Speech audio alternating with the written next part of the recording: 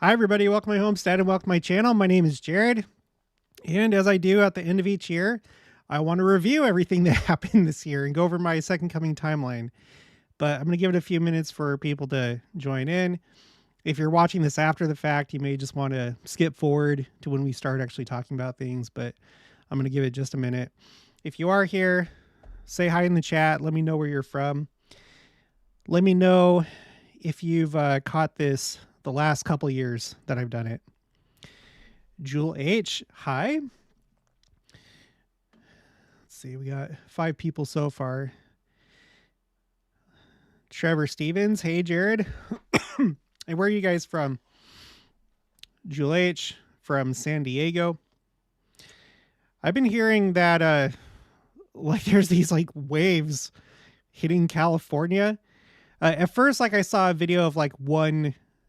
I can't remember if it was like a story I was reading, but they were talking about like a rogue wave. But then I started like seeing some other stories that seem to indicate that there's other waves that are like crashing into California. So if anybody knows more about that, put it in the chat or in the comments below if you're watching this after the fact. WTEG, hi from Ohio, Jared.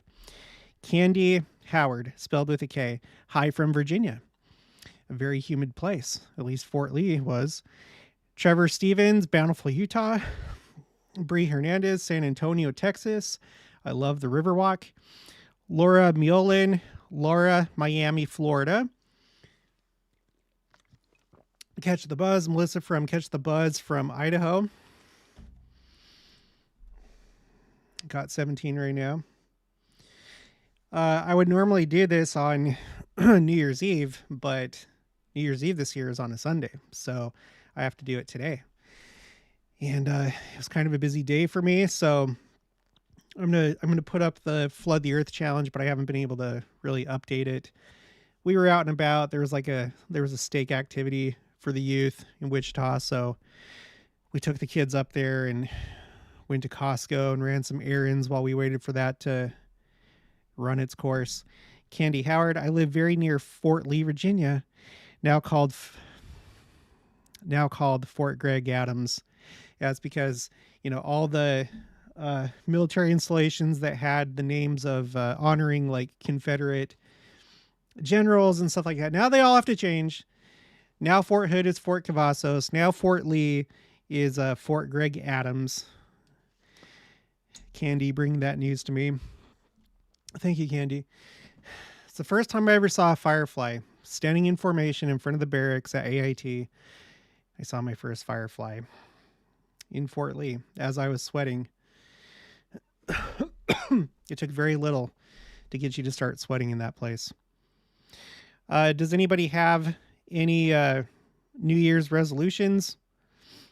Put it in the chat or put it in the comments if you're watching this afterward. The Haystack. Wow, surprise live. Yep, surprise. But just expect it every year at the end of the year. Hopefully next year's the second coming, so this will be the last time, but I'm not so sure. Trevor Stevens, I'm following your path a little by trying to build a business using my skills to bring Christian topic products for people. Carved wood specifically. Very cool. Awesome. I think that we should all, if we can, try and promote the gospel in any way possible, whether it's business or otherwise. David Jensen here in San Jose, California. Jewel H, the waves where we aren't out of control. Alex Wallingford, Wallingford, hi from E from Utah. Catch the Buzz. Did anyone else feel like the hole in the sun that they showed looked like the eye of Sauron from Lord of the Rings? Oh yeah, I saw that today too. Another big hole in the sun. WTEG already requested April 8th, 2024 off of work for the total solar eclipse. Our house is in the path of totality. Oh, lucky.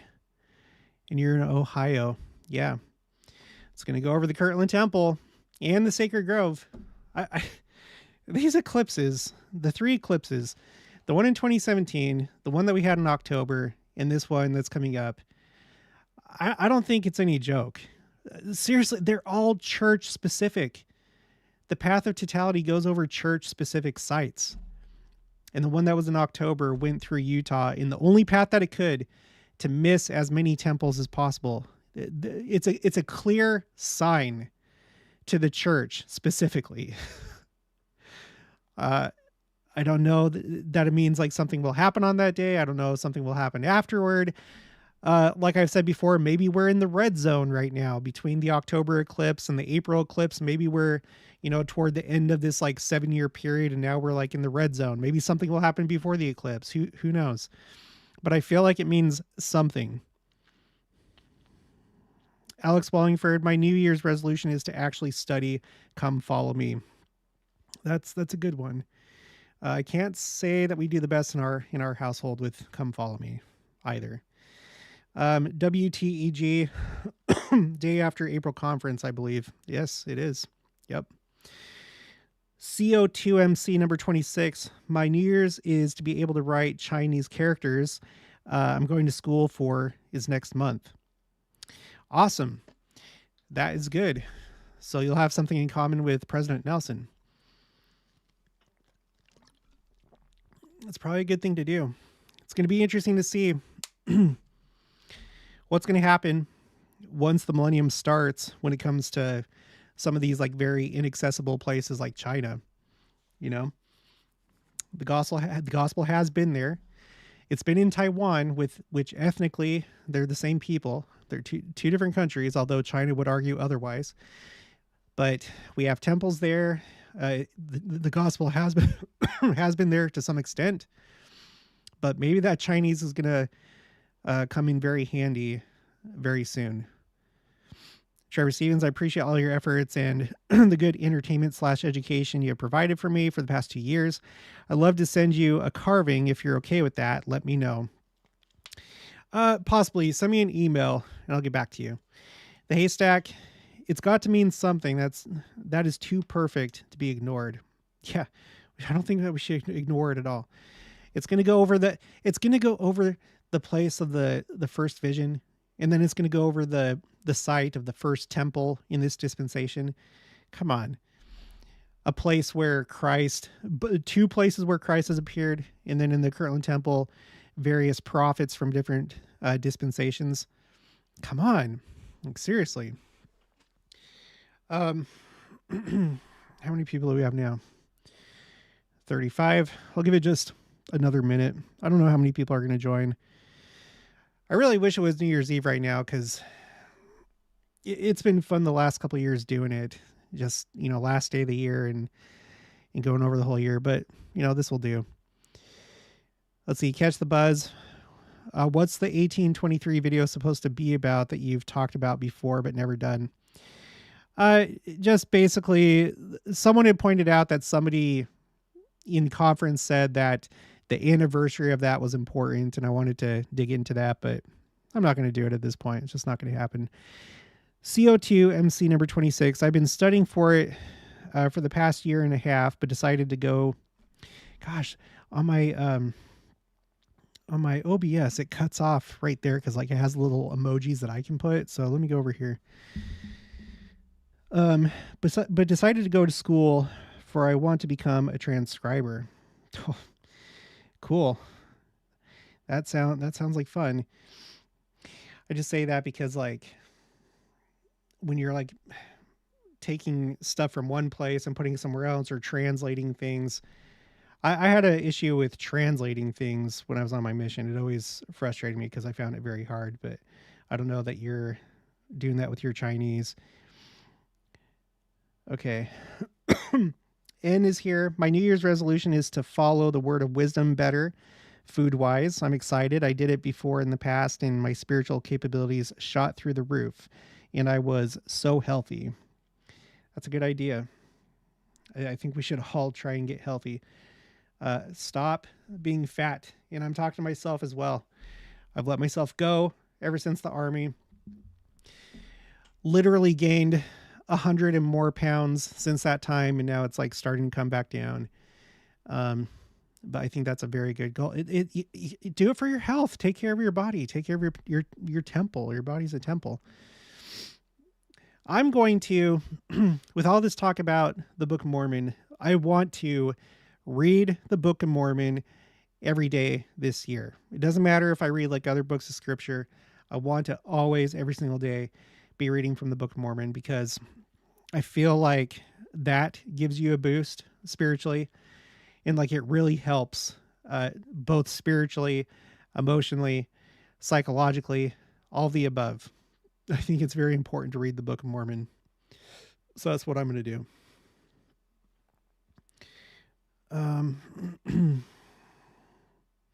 Travis Stevens sounds good. Goal for next year is trying to figure out what aspects of small town life I can apply while in a big town area. Yeah, that's good. I'm sure you could like start a garden or something. They do it in New York City. Some people do. WTEG, you only have to stay live for 2 hours, and you'll be live New Year's Eve. Oh, well, that's true. Not where I'm at. It's 2 hours from now is going to be 10:40, but where you're at. Okay, so cool. So for some people, I will be doing it on New Year's Eve. N says, great goal, Jared. Thank you, N. Okay, so let me just give a quick update on the Flood the Earth challenge. Sorry, cough. Not really an update. I updated it yesterday, but I need to bring this up every time because me showing this in my videos reminds people to do it. So we're at 7,538 copies of the Book of Mormon that have been shared, which is really good. Want to try and get to 10,000 and beyond. What I would really like to do, I just crossed the 20,000 subscriber mark. And if everybody, and I know it's not going to happen, but if everybody shared just 10 copies of the Book of Mormon, that would be 200,000 copies of the Book of Mormon that would be shared. I think 10 is a very good goal. Problem is we only have 823 people that have joined, which is fine. And it's actually more than that because some people prefer to be anonymous. And so I have one row that's for everyone, collectively, everyone that wants to be anonymous. So it's more than that. But I would like a much larger percentage of people participating, but whatever. Everyone has their agency. I can't force you. RF, good to see you, Jared. Nice putting face to voice. I just found you a couple weeks ago. Oh, well, welcome. Yeah, I used to do more live streams in the past. Not so much these days, but anyway, catch the buzz. Did you see my comment about the 4th floor in the Salt Lake Temple that they took steel supports out because it was structurally sound? Church newsroom video from October. Second coming ready. Yeah, possibly. I think I covered that in a video. Jewel H, I'm going to share the Book of Mormon more. Your recent video with quotes from President Benson on our responsibility to share really hit home. Yeah, it did for me too. I haven't completed myself. I've not completed everybody that I want to share a Book of Mormon with. It doesn't all have to be a sprint, we don't have to run faster than we have strength, but we do need to try and finish the race. And so I've been going through alphabetically in my the contacts on my phone and texting, a link to the app. So that will be my other goal. That's going to be my other goal. Book of Mormon every day, and then finish off my contacts list and send a text to every single person. Don't care who it is. It doesn't matter if it's somebody that I've only talked to once and saved their number for some reason. It's going to go to everybody. Everyone's going to get one. And then I'll update the tracker with my numbers too. Val, Jared, we need a house tour. That Christmas decor is too cute.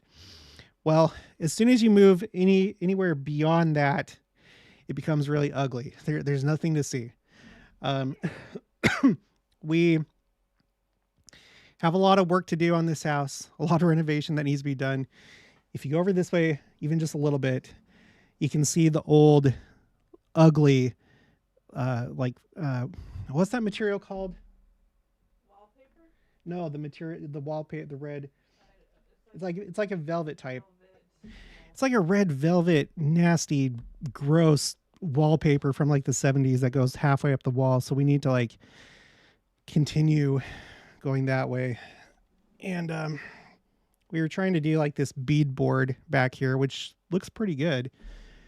But the type that we got is actually kind of hard to work with. So I don't know if we're going to like continue or just like redo. Anyway, it's probably going to be a while before we do a home tour. There's not much to show. Okay.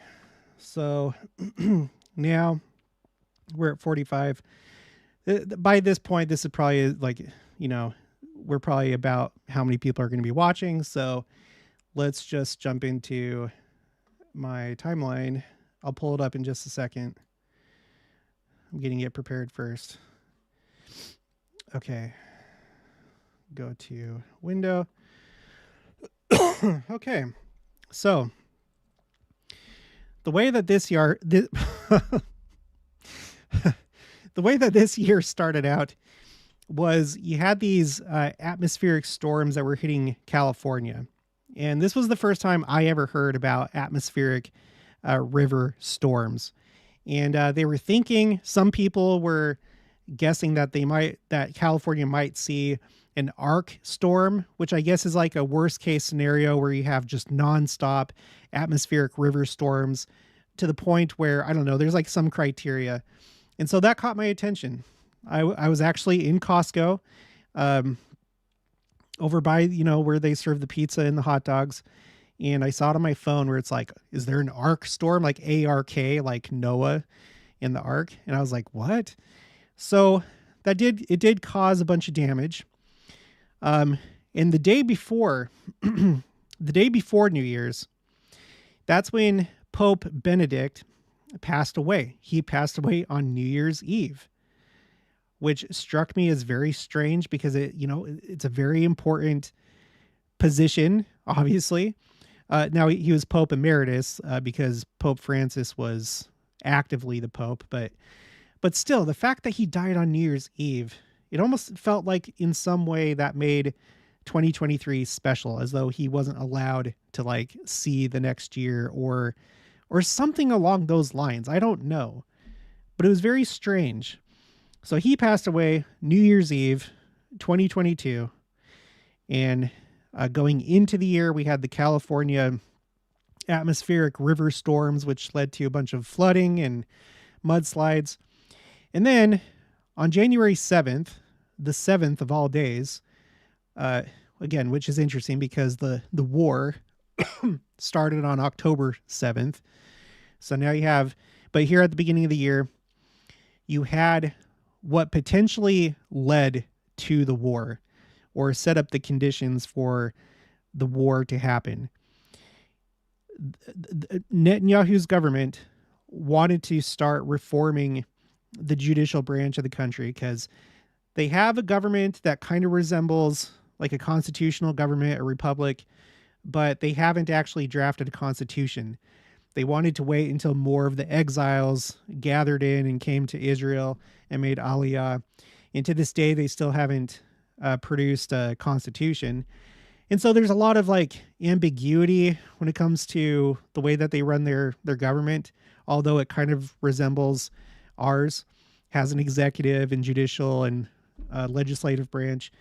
But because of these changes that Netanyahu's government wanted to make, it brought everybody up in arms because for the seculars and the non-religious, like that's like their one card that they can play. A judge can just can look at a law passed by the legislature in the executive branch and be like, well, that's not reasonable. And reasonable is not defined. That's not reasonable. And then just like strike it down. Just strike it down. And these judges are not, they appoint themselves, I understand is how it works. So anyway, so it was basically this big divide between mostly secular leftists and then the Orthodox and religious. And, everyone was up in arms about it. And it started January 7th. And it led to a situation where people were so upset about it that military reservists stopped showing up for duty, which affected military readiness. And Israel's enemies looked at that and saw that as weakness, which is why I say it probably helped lead to the war in October. This is like one of the big things. We've covered a bunch of times how it seems like, to me, secret combinations are involved in this, because you have, what's his name? What is his name?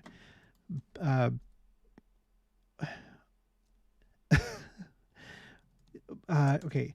Israel Prime Minister Ehud Barak. This punk was talking to Chatham House right here. Chatham House right here. He was talking to this like think tank in the UK, talking about the fact that there's been studies done in the past of like successful revolutions that came as a result of protests and demonstrations and stuff like that. And there was this study done, and they figured out what number you had to reach of like percentage of the adult population that had to participate in order to affect change, meaning the toppling of a government or, you know, leading to whatever it is that they want. And he was talking about these protests. He's like, we're already at that point, so we're looking pretty good. So he's basically inciting rebellion, you know, in Israel. And so anyway, there's so much I could say about that, but let's move on. So this was kind of like a big thing, and it started at the very beginning of the year. Okay. There was a 7.6 earthquake in Indonesia. I don't really need to have that there anymore. It's at the time I was wanting to track that, but not anymore. And then we had some people die that are part of this list of royalty, whether it's pop culture or actual royalty, or people that were the last of their kind or the longest serving of their kind. You had the last king of Greece, Constantine II, passed away on January 10th. 2 days later, Lisa Marie Presley, the Princess of Rock, died at the age of 54. San Juan, Puerto Rico temple dedicated January 15th. The California flooding ended more or less around the 15th of January. On the 17th of January, the first time that foxes were seen at the Temple Mount, and the second time overall. Let me pull this up. Let's pull up another tab, and we'll go to bookends. I always forget where I save things. Timeline. Maybe it's under profit. There it is. Prophets, President Nelson, bookends. So the Jews, at least some of them, mostly the Orthodox, they see foxes on the Temple Mount as being a sign that the temple is going to be rebuilt soon. I'm not going to go into the prophecies, but it comes from the Old Testament, obviously. So the first time that I know of that has been documented in like news stories that a fox has been seen at the Temple Mount was the 7th of all days, the 7th of August, 2019. Okay. That was toward the beginning of President Nelson's presidency. And then we had these ones that were seen on the 17th of January. And then later, we'll talk about this later, but then again in July. So it feels like bookends. And this one that we're talking about right now is kind of like in the middle. You know, it's like sandwiching. Okay. So fox is seen on Temple Mount. Caught the attention of a lot of people that watch for these things. Also on the 17th, Lucille Randon passed away, the longest living nun of all time. So again, it's like some kind of joke. It's like a joke that you tell. You have the longest living pope that died on New Year's Eve, 2022, and then the longest living nun that died a couple weeks later. That is very odd and very unlikely. Okay, the 31st of January, you had this Chinese balloon debacle. All the memes that were produced because of this. my my favorite one being the someone had like the picture of the balloon, and then it was dangling from it was like a box of Chinese food, like delivery. Oh man, there were so many good memes that were produced because of this. But anyway, so that happened, and the path that it took, it was kind of interesting. It went over Kansas City. Not that I think that this necessarily means anything, but it was just like a weird, incident that happened. Okay. The 1st of February, there was a comet that we were looking at because it was going to be visible to the naked eye. Comet C 2002 E3 ZTF. It made its closest approach to Earth on February 1st. On this channel, we watch for comets just because Joseph Smith said that when the sign of the Son of Man first appears, it's going to look like a comet, or it's going to look like a planet. And that's what, non-religious people, non-believing people are going to think that it is at first. So I pay attention to comets because maybe one of these days it will actually be the sign of the Son of Man.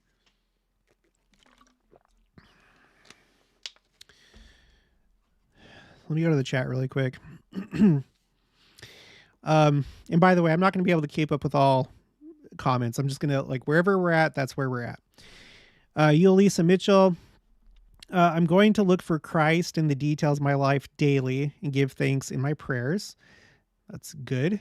Daystan, hi from San Clemente, California. You haven't done a live in a while, and boy, you've lost a lot of weight. Nice job. Then with flexing arm. Thank you. I'm trying. We have a responsible diet now, and we're going to the gym. Janet Robinson, my mom died on New Year's Day, 2016. Sad emoji with a tear. I'm sorry to hear that. I'm sorry that we're coming up on that anniversary, but hopefully you'll be seeing her soon. I hope that the second coming is next year. I really do. I wouldn't be surprised if it was. I really wouldn't. And I say that based on just so many different things. You can't put it all in a nutshell. People want me to put everything into a nutshell. I've had requests to put everything into one video. It's impossible. It's impossible because there's so much between looking at statements from church leaders to events happening in the world. It's too much. There's too much to cover. I could not make a video like that. My entire channel is that video. Janet Manning, hey, what's up? What's going on? Hey, Jared, how was your Christmas? Christmas tree emoji. It was good. It was a good Christmas. It was exhausting because somebody decided to get big things, which we had to take from the garage and bring it up the stairs and bring it to the house. I hate it. I hate doing that on Christmas Eve night. Last year, maybe it was 2 years ago, setting up the trampoline. But anyway, I hope yours was good. Janet Manning continues, I understand hoping Christ comes this year. Me too. Sleeping with cats. My birthday is January 7th. That's great. Have a happy birthday. Janet Robinson, I hope the second coming is soon. Janet Manning, I have a book that's supposed to begin printing on that day. It should be ready by at least the middle. Awesome. WTEG, question is what is soon? The second coming, I think. I hope. Anyway, seems to be what most of us are talking about.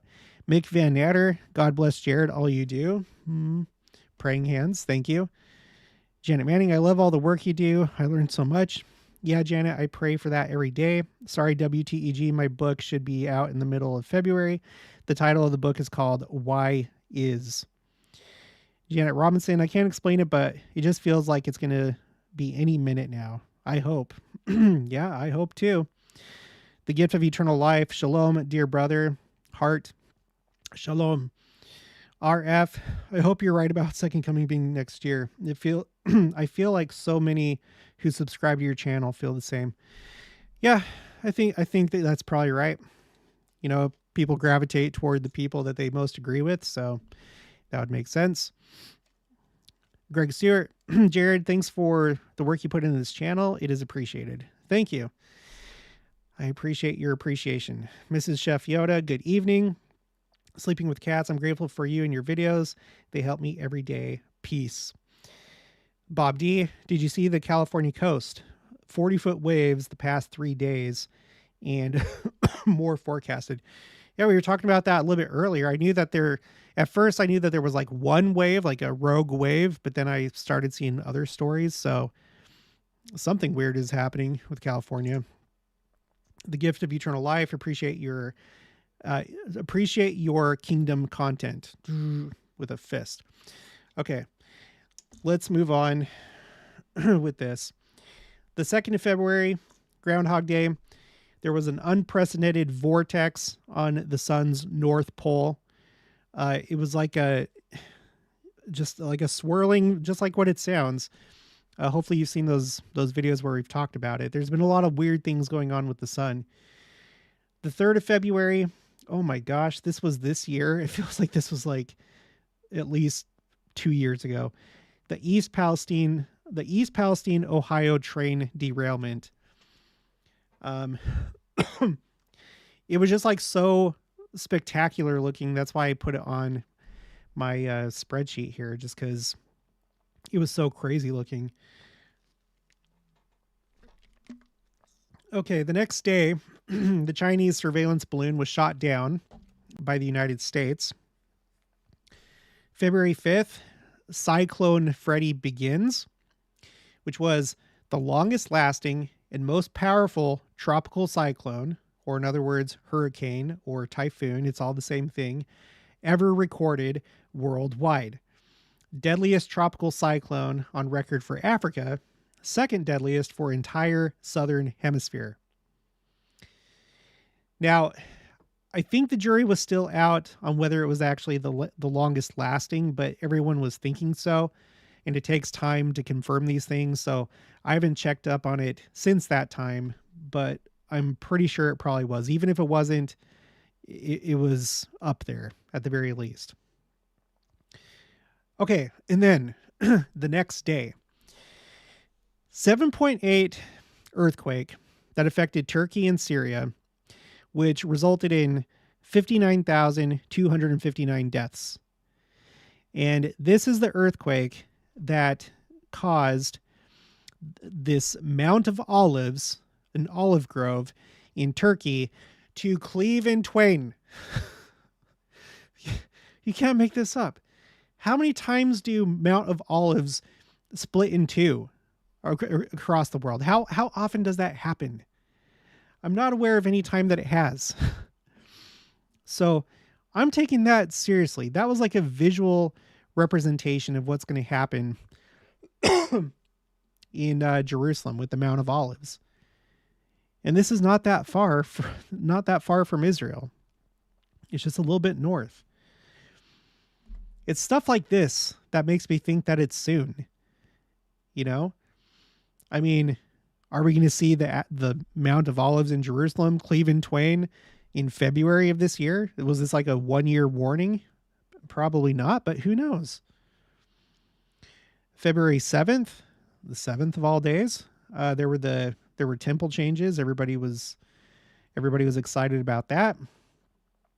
On the 10th of February, bolt of lightning striking Christ the Redeemer in Rio de Janeiro, Brazil, caught on camera.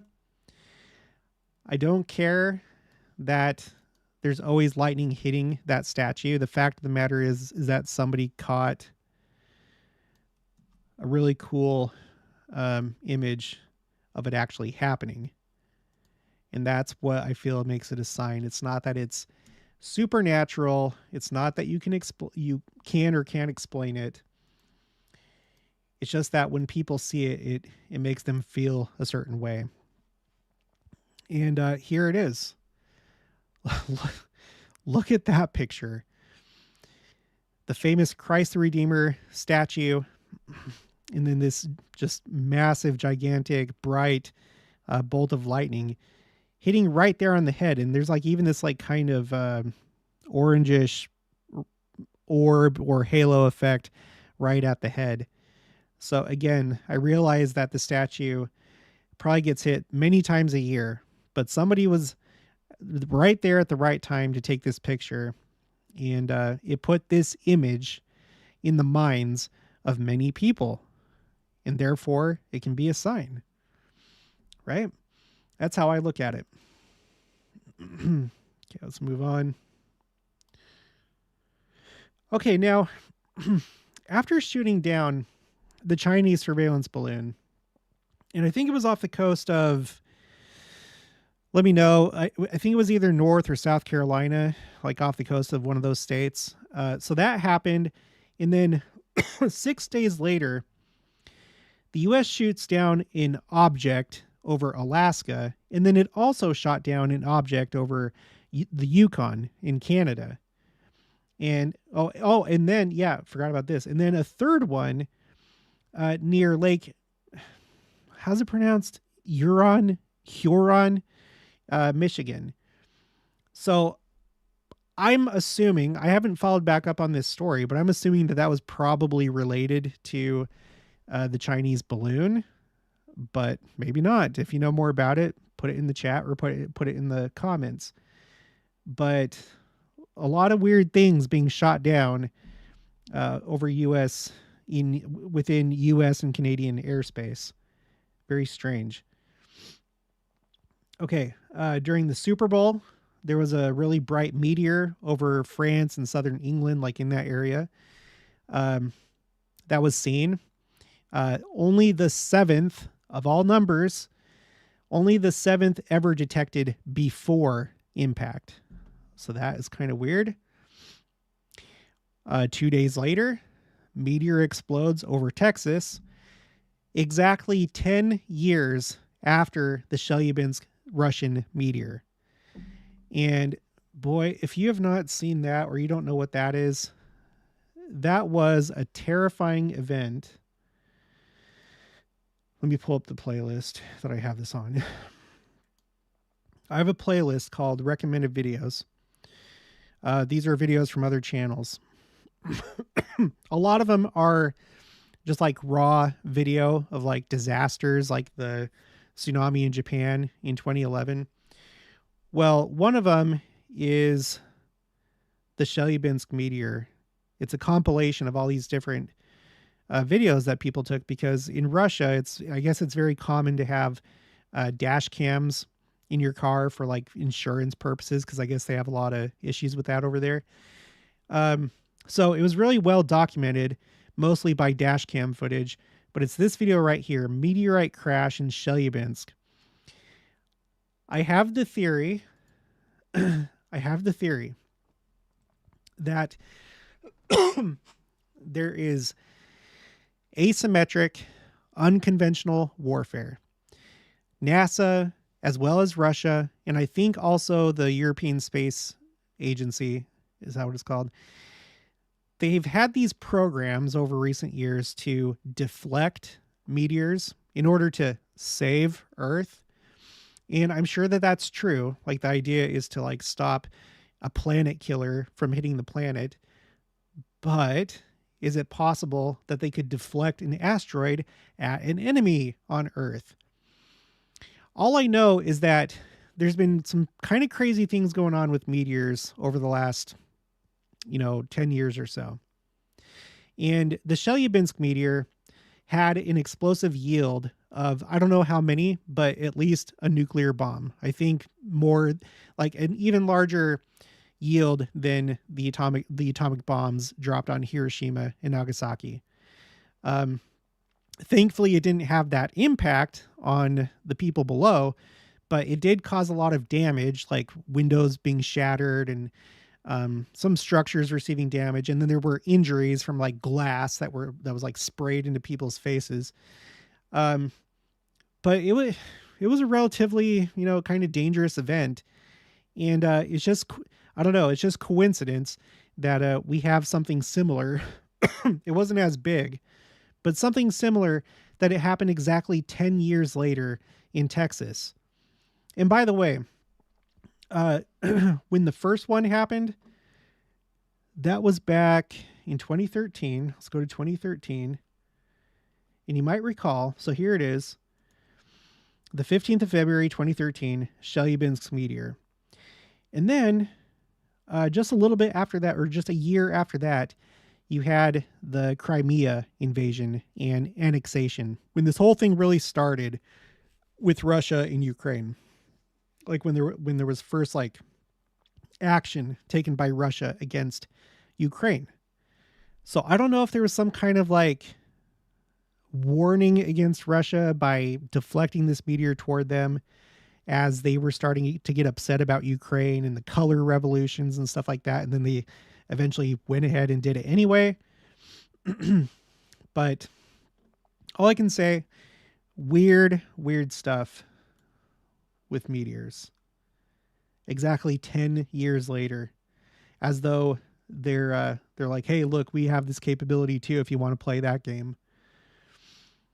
Okay, 18th February, Jimmy Carter entered hospice care at age 98, longest living U.S. president, and what I feel is part of this series of people that represent these nations and churches and sports and entertainment, these eras that are coming to a close with their deaths.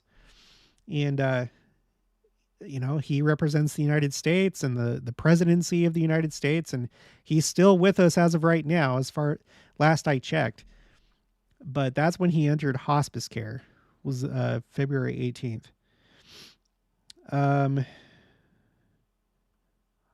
did not put a good enough description on here. Comet C20, Comet C2023 A3 Sushin Atlas. This must have been the closest approach to Earth. Let me pull it up on my spreadsheet that covers that stuff. Signs, comets, meteors, asteroids. 23, come on right here. Oh, it was announced. Sorry about the coughing. I apologize. So on that day, that's when they announced the discovery of that comet. And the reason why I have that comet on my spreadsheet is because they're thinking that it's going to be visible to the naked eye. And in my mind, therefore, maybe it'll be the sign of the Son of Man, or could end up being that. It's going to make its closest approach to Earth the 13th of October next year, the day after Yom Kippur. So anyway, so that was discovered in February. Okay, and then we had this this weird double conjunction. Okay, where you have two planets that are like really close together from our point of view in the night sky. The ones that were primarily visible was Venus and Jupiter. But at the same time, there was also another another conjunction going on, Mercury and Saturn. I did a video about that, and it's unusual to have a double conjunction that involves 4 planets at the same time. What's less rare is having a double conjunction, but having it involve 3 planets. So say it was like a conjunction between Venus and Jupiter, and at the same time, Jupiter and Saturn. That's somewhat rare, but even more rare than that is when you have 4 separate planets at the same time. So that happened, and they were calling the Venus-Jupiter conjunction a celestial kiss. We talked about potential symbolism of that. Typically, Venus represents is associated with woman, female. Jupiter a lot of times is associated with like a king, and Christ and stuff like that. So some people were thinking, including myself, could it be a symbol of like Christ and his bride, the church? I don't know. Maybe it was, but it was so, let me know if you remember seeing this, but it was so visible. It was such a crazy thing to look at that people thought that it was like a UFO. which is bizarre to me that you would make that mistake, but sorry. And if you did, then it's okay. Venus, Jupiter conjunction. I just want to see if I can find a image of it. So here you can see, on this, image search, it was like you had like two glowing eyes up in the sky, and it was very prominent in the night sky. It was very, very prominent. It was something else. Okay. So you had that sign in the heavens. Cyclone Freddy ends on the 14th of March. Okay. And then sometime in April, I don't have an exact date for this, but at some point in April, Betelgeuse, the right shoulder of Orion, of the Orion constellation, suddenly began shining 150% its usual brightness, which moved it from the 10th brightest star in the night sky to the 7th of all numbers brightest star in the night sky. And its bright to dim cycle started going twice as fast as usual. And as far as I know, it's still like this right now. There's been a lot going on with this star. At the time of the pandemic, it went through an event that they called the Great Dimming, and it dimmed from November 2019 until March 2020. That's the month that the missionaries came home, temples were closed. Okay, this is also the same star that at the time of Christ, like before Christ, it was described as a yellow star, and after Christ, in poetry and literature and stuff, they started describing it as a red star. And then it was it this month? I think it was earlier this month. There was also a very rare event that happened with Betelgeuse where there was a asteroid that passed in front of it. So along a certain path on Earth, just like an eclipse, like with its path of totality, there was a certain path. And if you were in that path, then you would see you wouldn't see the asteroid, but it would block Betelgeuse. It would occult it. It would make it look like it wasn't there. So that was a very unusual thing that happened this year. But anyway, we're talking about this, how it got brighter. So that happened. The 10th of April, AT2023 FHN was discovered, which is a luminous fast blue optical transient, or a lifeboat. The 7th of all numbers discovered so far. If I remember right, excuse me. Let me take a drink of water.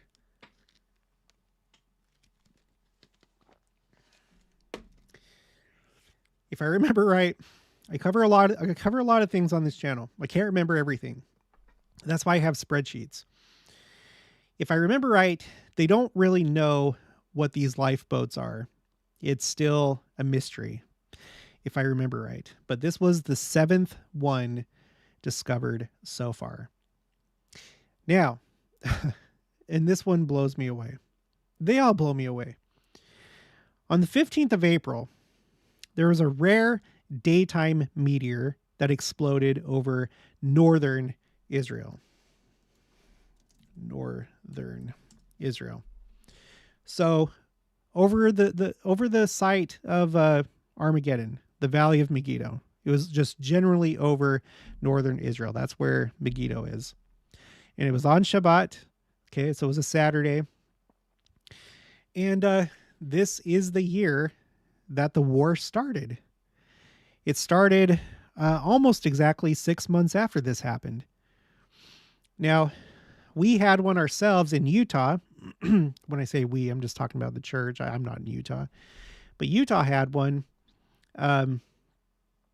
August of 2022 on the... I'm not going to go into that, but it seemed to coincide with how missionary work started to take off again after being impacted by the pandemic, right? I'll just do it again. Angel Moroni drops his trumpet on March 18th, and then March 18th, and then August 13th. So it's like a mirror date, 318, 813.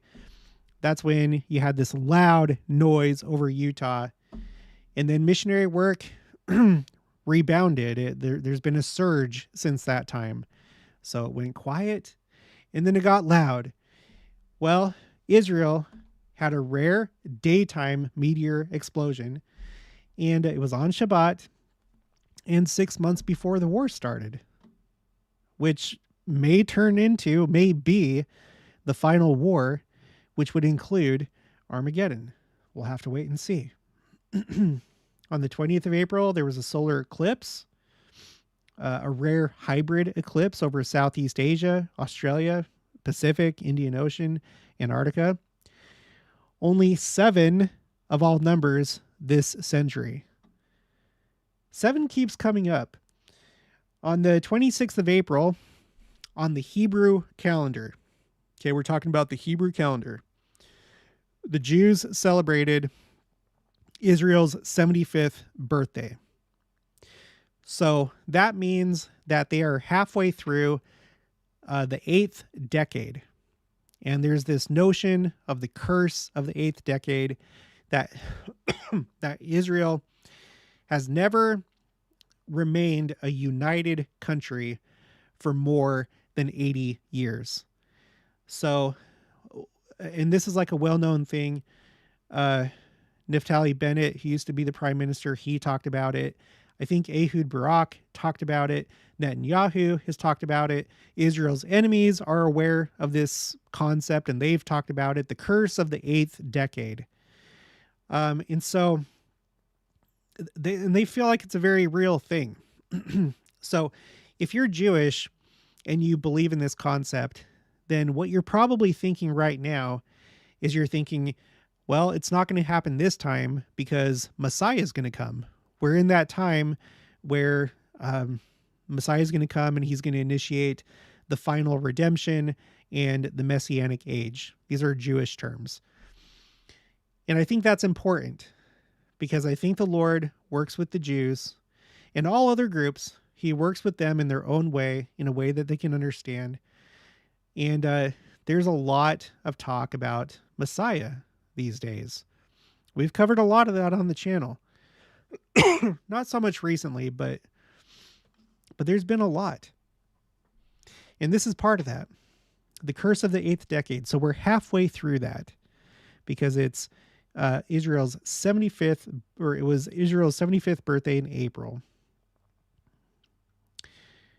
On the 3rd of May, the most powerful solar flare ever recorded in the star system V1355 Orionis. The same constellation that Betelgeuse is a part of. There's weird things going on with that constellation. The most powerful solar flare ever recorded. Not on our sun, on an alien sun, but it's the most powerful one we've ever seen. Again, it makes me think of President Nelson saying back in October 2022 that we would see the greatest manifestations of the Savior's power the world has ever seen. And I think he means primarily spiritual. He could be referring to the resurrection. He could be talking about any number of things. But the fact remains that we are literally seeing the biggest things that we've ever seen since that time. There was that gamma ray burst 7 days after he said that, which was literally the largest explosion ever recorded by modern instruments. It was a supernova, okay? And associated with supernovas are gamma ray bursts. Largest explosion, brightest explosion ever seen 7 days after he said that. And now, a few months after he said that, the largest solar flare ever recorded. Okay, May 6th. King Charles III was coronated. He was crowned in his coronation. Coronated isn't a word. The 40th monarch crowned, the 40th monarch crowned since William the Conqueror's coronation on Christmas Day 2066. So not that he's the 40th monarch total, but since that time. Let me just double check that, because I think that I fixed that. Someone was like correcting me on something, and let me just see. Yeah, ABC News will be the 40th monarch to be crowned in Westminster Abbey. So 40 is an important number symbolically. 40 is a number. A lot of people view it as a number of testing, and that's like somewhat true. Like you think about Israel being wandering in the wilderness for 40 years. You think about Christ when he fasted for 40 days and 40 nights. But really, the way that I view it, it's a number of cleansing. It's a number of purifying, because during the flood took place 40 days, 40 nights, and it cleansed the earth, right? When Israel was wandering in the wilderness, the older generations had to pass away before Israel could enter the promised land. It was a cleansing. Christ, he overcame Satan and his temptations. Like, it may be that we find out after this life that he had to do that fasting because that would be like the one time, if there was a time, that he would fail, which of course that was never part of the plan, but that may have been Satan's best chance maybe to tempt him, and Christ overcame. He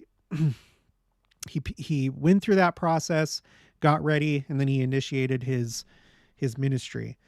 So sorry. So that's why 40 is interesting to me.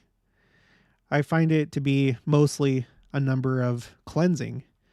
And you could say, just like 7 or 10, it's like a number of the end. Another 40 that I'm looking at is, let me pull it up. Prophet. Yeah, no, talks. No, not that. Well, no, we can look at both of these. So President Nelson has, as president of the church, at this point, he's given 40 talks. And that's if you don't count his instructions of how to do the Hosanna shout right here. April 2020. That wasn't really a talk. So if you exclude that, then he's given 40 talks since he became president of the church in general conference.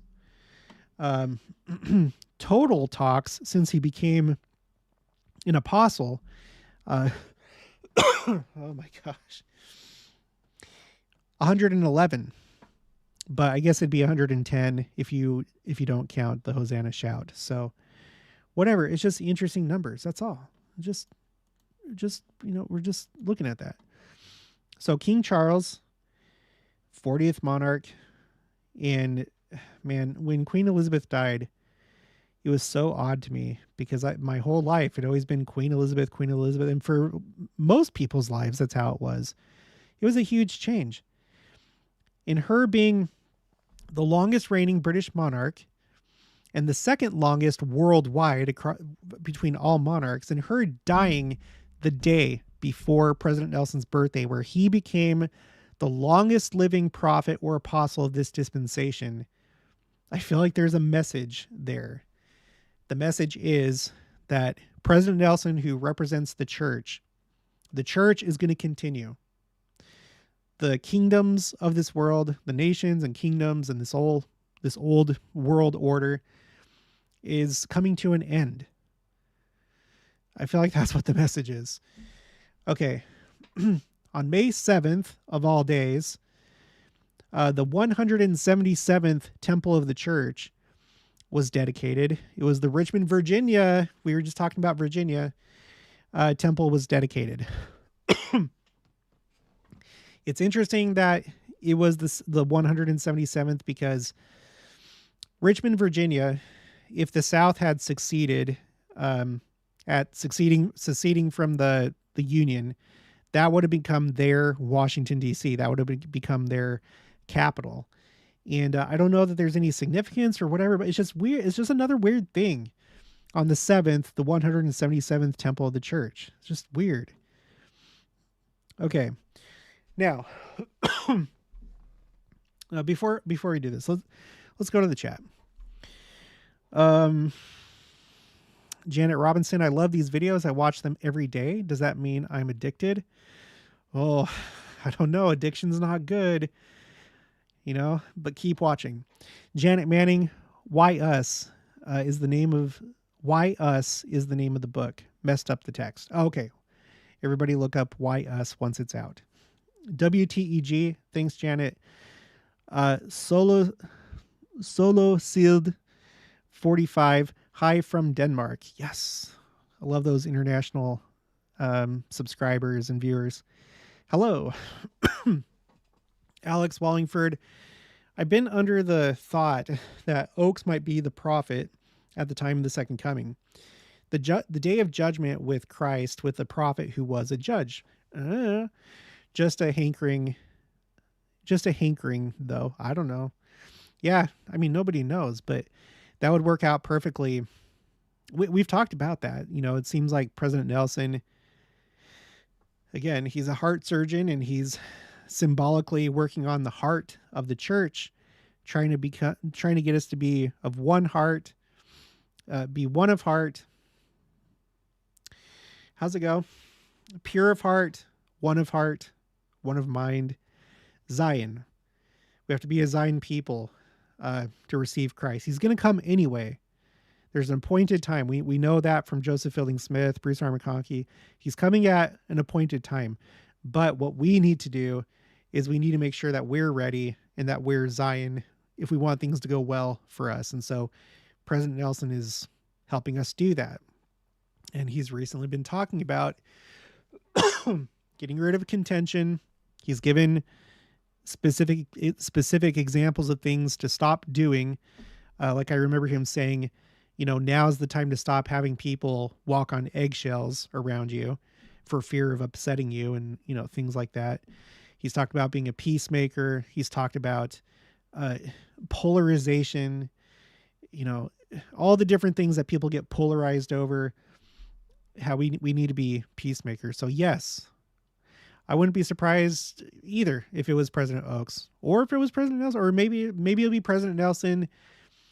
And then immediately after he'll be changed in the twinkling of an eye and become resurrected. And then it'll go to President Oaks, and President Oaks will be under Christ as the new order comes in, or something like that. It could be any number of things.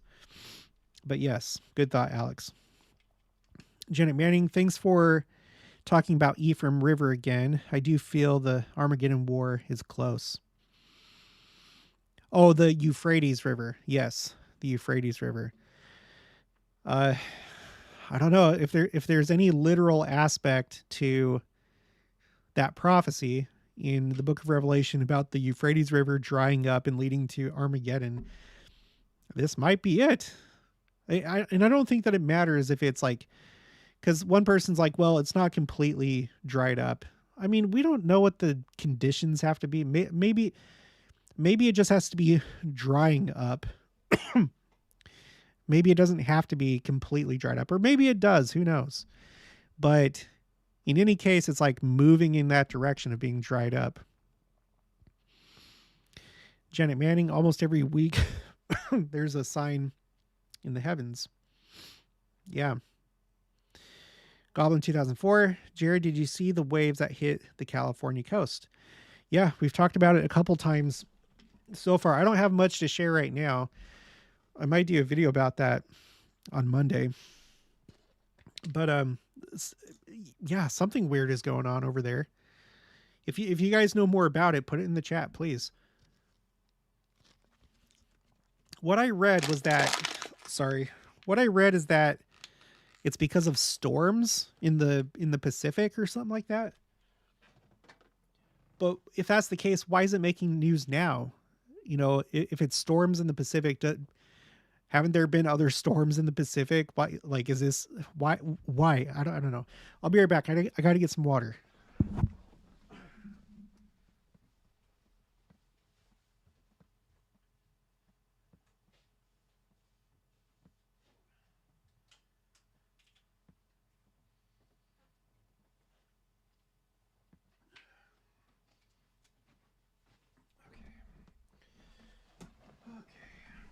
All right.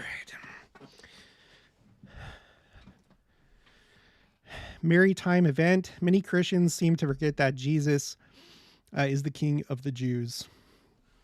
Crown, Star of David with a purple background. Debbie Jones. Hi, Jared.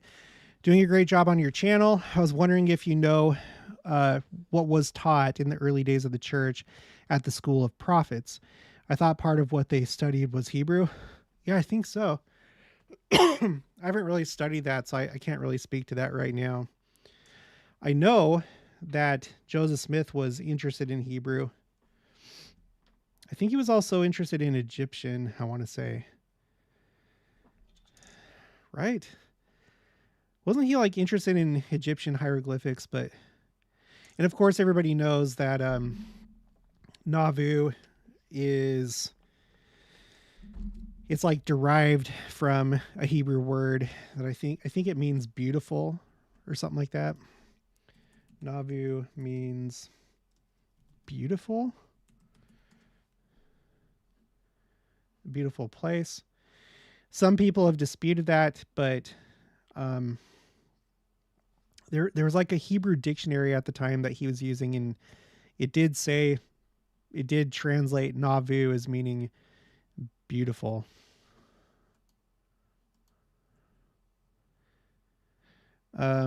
Betty Horn, hello from Sarasota, Florida. Hello, Betty. Nan Simpson, hi, Jared. Did you hear that there are 7 heads at war with Israel? Oh, yeah. Yeah, like 7 fronts. Yeah, I did a video about that. If you're interested, I did a video about that within the last few days. And I think that's, come on, another 7. There's been a lot of 7s this year, as it turns out. But when you have Israel fighting a 7-front war, I would take that seriously. It's symbolic. It means completion. Maritime event. 111 is a significant number.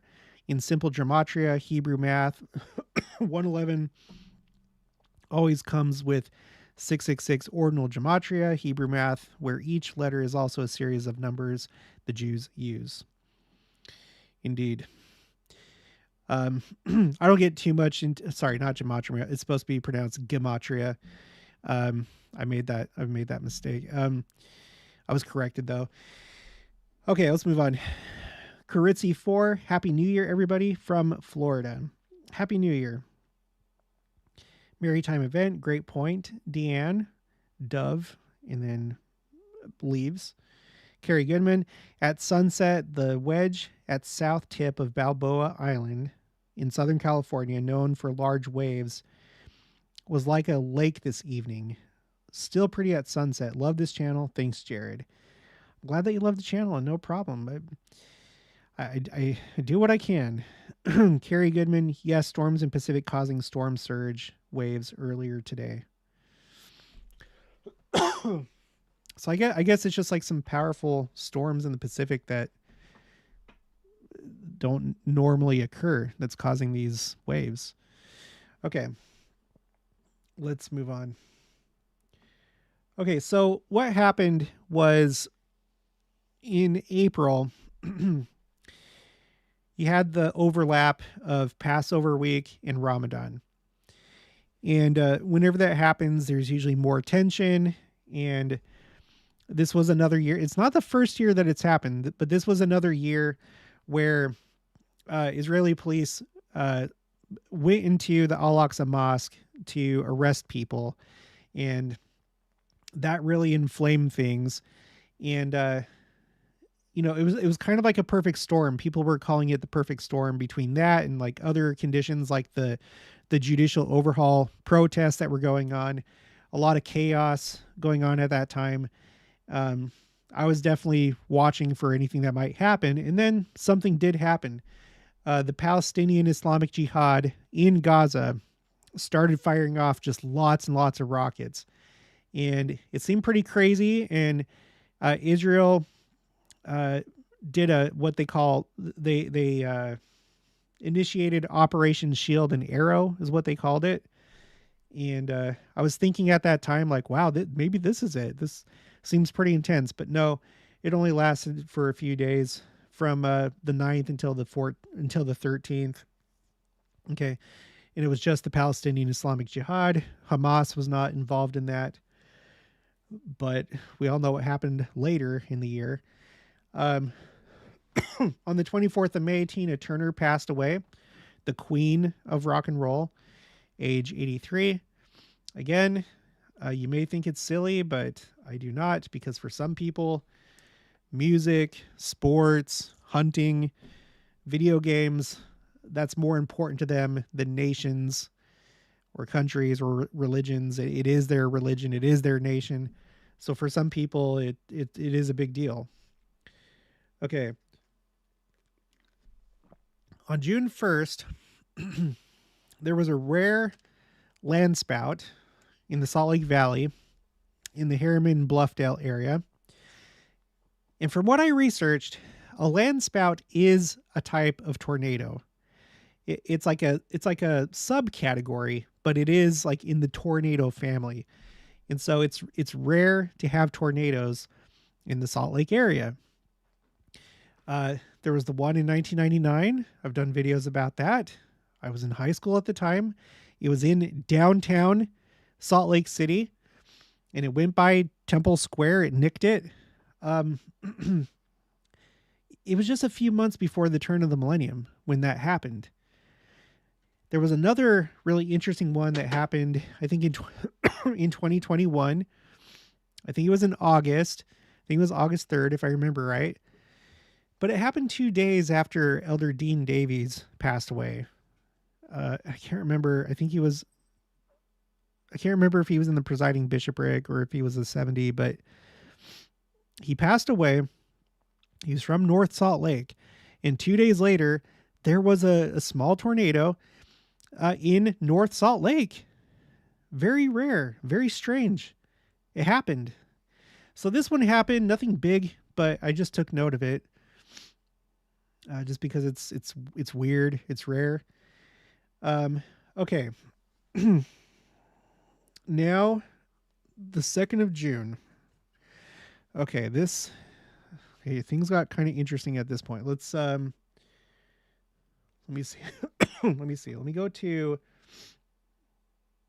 desktop, and I'll turn on the webcam, and then I'm going to pull up Google Earth, because this one needs to be visualized.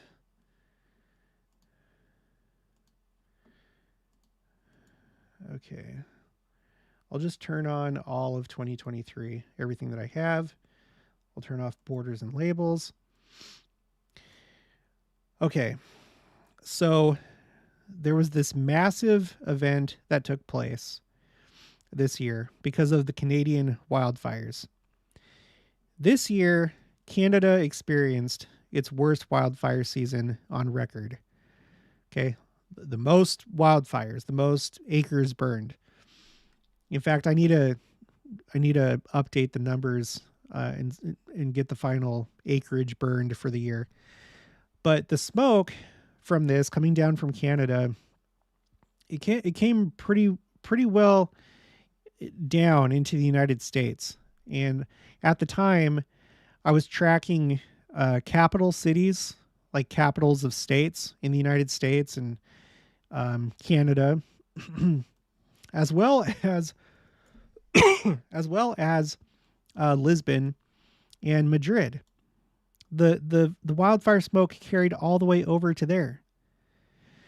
This was an event that darkened skies, it darkened the sun, it turned the moon to blood for many different places, a very large geographic area. It wasn't the whole world, but there were some pretty incredible scenes coming out specifically out of Washington, D.C. and New York City. In fact, why don't I pull that up? Go here. Canadian wildfire smoke NYC images. This is what New York City looked like earlier this year when this was going on, at its peak in that area. Apocalyptic scenes. And it wasn't just there. Like I said, it was in Washington, D.C.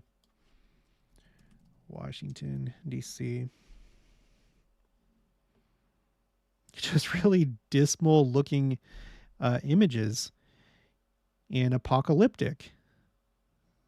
I would take that seriously. Whenever you have this happening over major cities, important cities, should probably take notice. It doesn't matter that it's over. It doesn't matter that we can explain it. It happened, and it put the idea in people's minds. It even, a lot of these articles, you'll find the word apocalyptic or apocalypse or end of times, like those phrases and words used in the news articles. It puts that idea in people's minds. And if it accomplishes the mission of waking people up, if the Lord is trying to get people to maybe step back, take a look at their lives, then mission accomplished. Then the sign worked, So anyway, so that happened. Let's go back here. It actually began before June 2nd. It's I think it was toward the end of May when it started. And one of the first places was Salt Lake City, by the way. I may have deleted that spreadsheet where I was keeping track of it. Let me just take a look here. Signs. Earthquake, present, past. Hurricane. Yeah. No, wait. No. I used to have a spreadsheet where I was trying to keep track of disasters happening in capital cities, but then I decided to go beyond capital cities, and it was too much work to keep the spreadsheet, so I just switched over to Google Earth. But I wanted to refer to that to see the earliest one. But Salt Lake City was one of the first ones to see the Canadian wildfire smoke this year. On June 6th, there was a major happening. The Kakhovka Dam was destroyed, and it was compared to, in terms of destruction, compared to a nuclear bomb. I don't think many people died from it because I think that area was pretty well, I can't remember what happened. I think I actually saw a story about this within this last week, actually. Let's see. News. Yeah, just 2 days ago. At least hundreds died in floods after Ukraine dam collapse. Far more than Russia said. So anyway, that was a major thing that happened during the war. I took note of that. June 7th, there was this invasion of Mormon crickets of Elko, Nevada, and it looked like something out of the Bible. It caught a lot of people's attention. It's something that does happen somewhat regularly, but this year it was really bad, and I think that's why it made the news. It was particularly bad this year. On the 10th of June, the White House hosted the largest ever Pride event for, LGBTQ people. And there were some shenanigans that took place there, and that made the news. It was sickening. Okay, the 18th of June, the 178th temple of the church was dedicated, the Helena, Montana temple. And if I remember right, that's the first one of this new series of temples that are using the prefabricated method.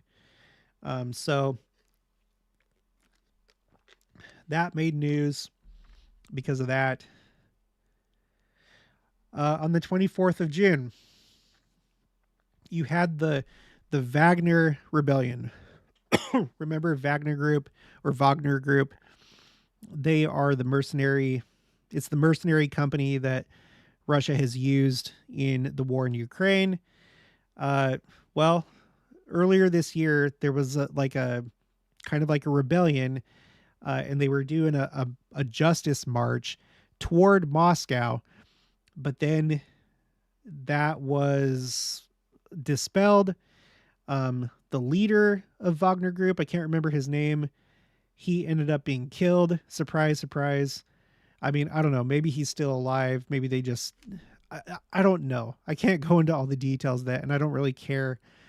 But it was a weird thing that happened in this Ukraine war.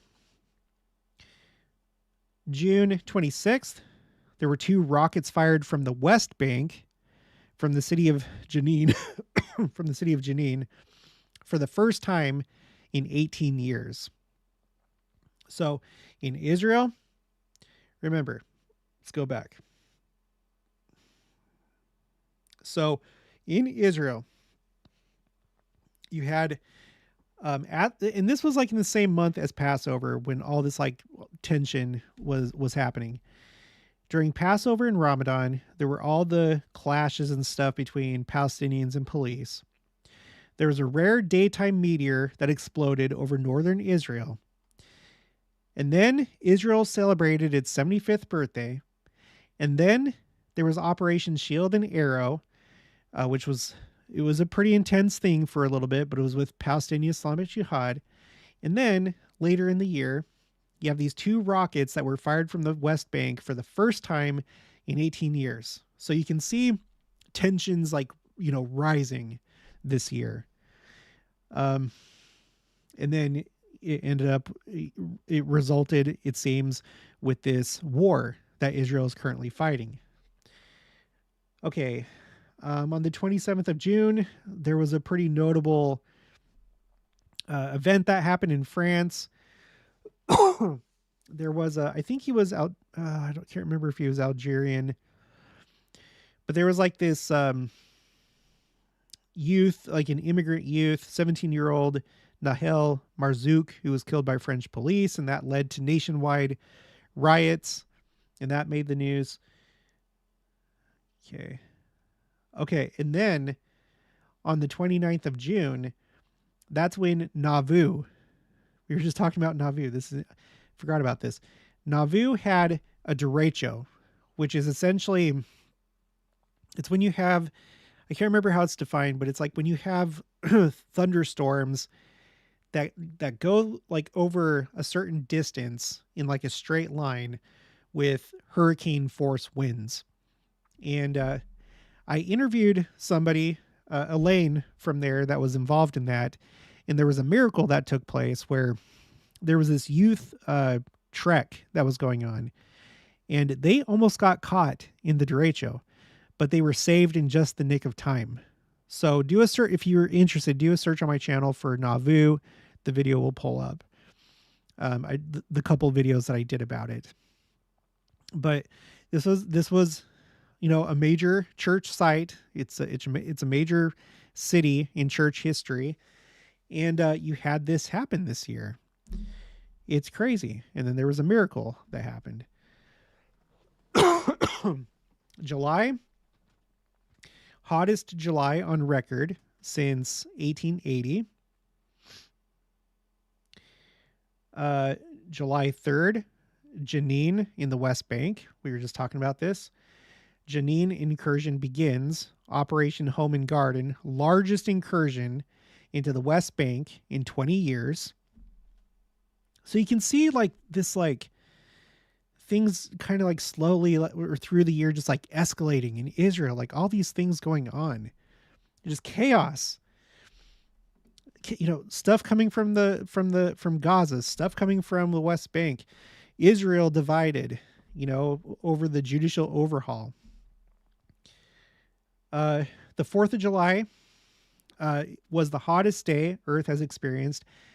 And when I say this, what I'm referring to and what they're talking about is if you take the average of all temperatures across the entire world, you take the average and compare it to other 4th of Julys or other days, it was the highest. So it's not like where you were, it was the hottest day that you've ever experienced in Utah, Virginia, Texas, Florida, just the average worldwide.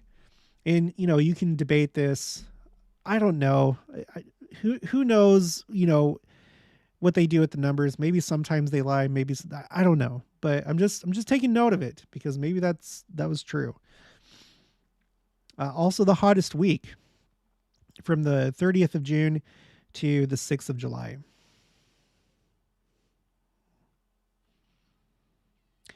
Okay. And then we have this comet 12P Pons Brooks. It abruptly brightened by 100 times or 100-fold on the 20th of July. This comet is another one that we've been watching.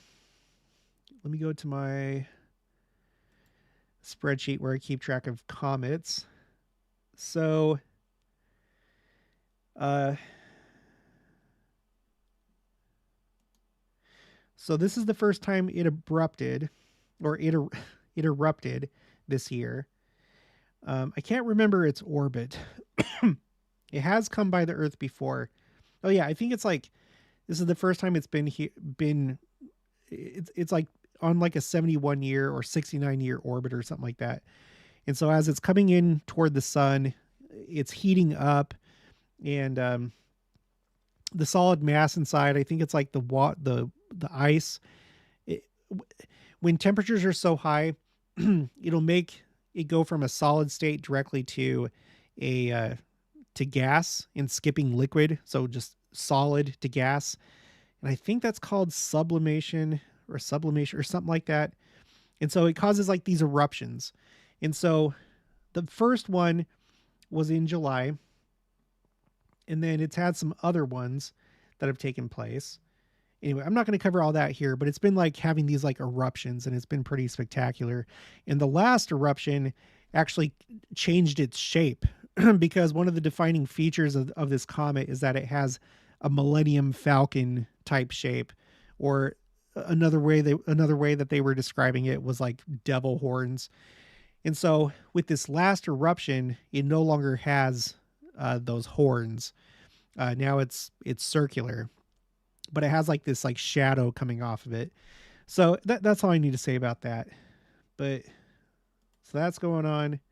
By the way, this particular comet is going to be visible. They're saying that it's going to be, well, you may need binoculars, but it's going to be visible to the naked eye if you're in the path of totality during the eclipse on the 8th of April.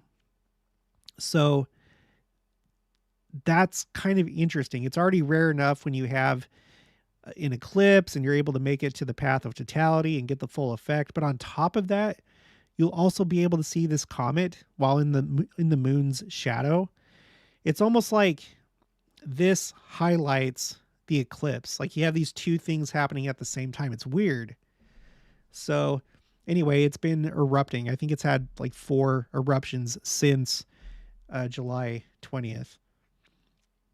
On the 22nd of July, Greece conducted its largest ever evacuation due to wildfires. This was a big year for wildfires. The 26th of July, foxes seen the second time this year on the Temple Mount, and the third time since 2019. And the thing about this, okay, so the first time that they were seen was on the 7th of August, 2019.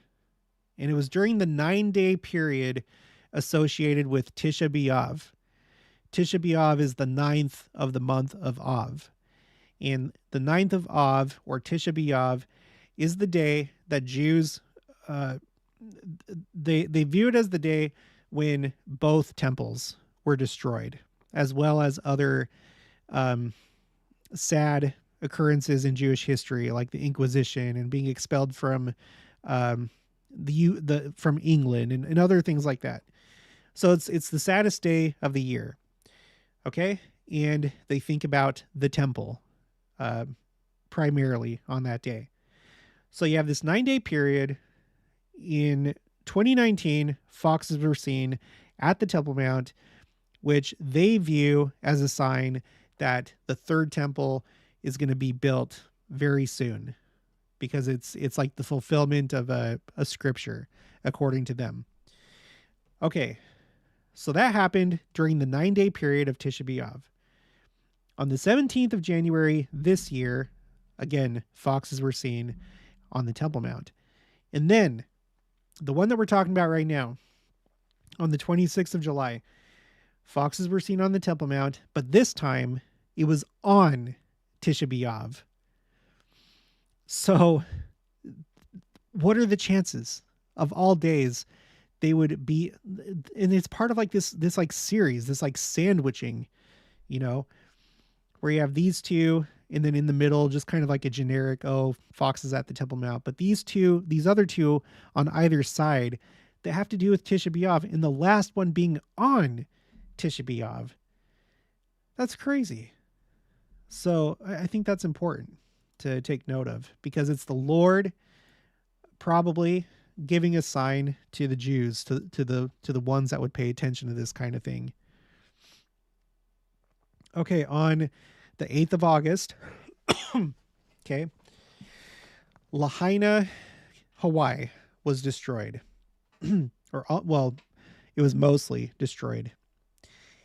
And this, in 115 dead. I don't know if that death toll has been updated. I'm going to check it right now. Lahaina death toll.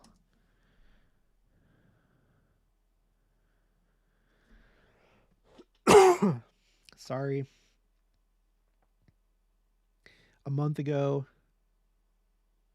previously 99 people were reported to have died in the fire. But then the title says that the death toll rises to 100. Well, based on all these articles, it looks like it's at 100. So I guess maybe it went down from when I recorded it.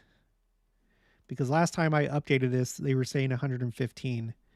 And it was according to this article on CNN. Okay, whatever. So I'll update that some other time.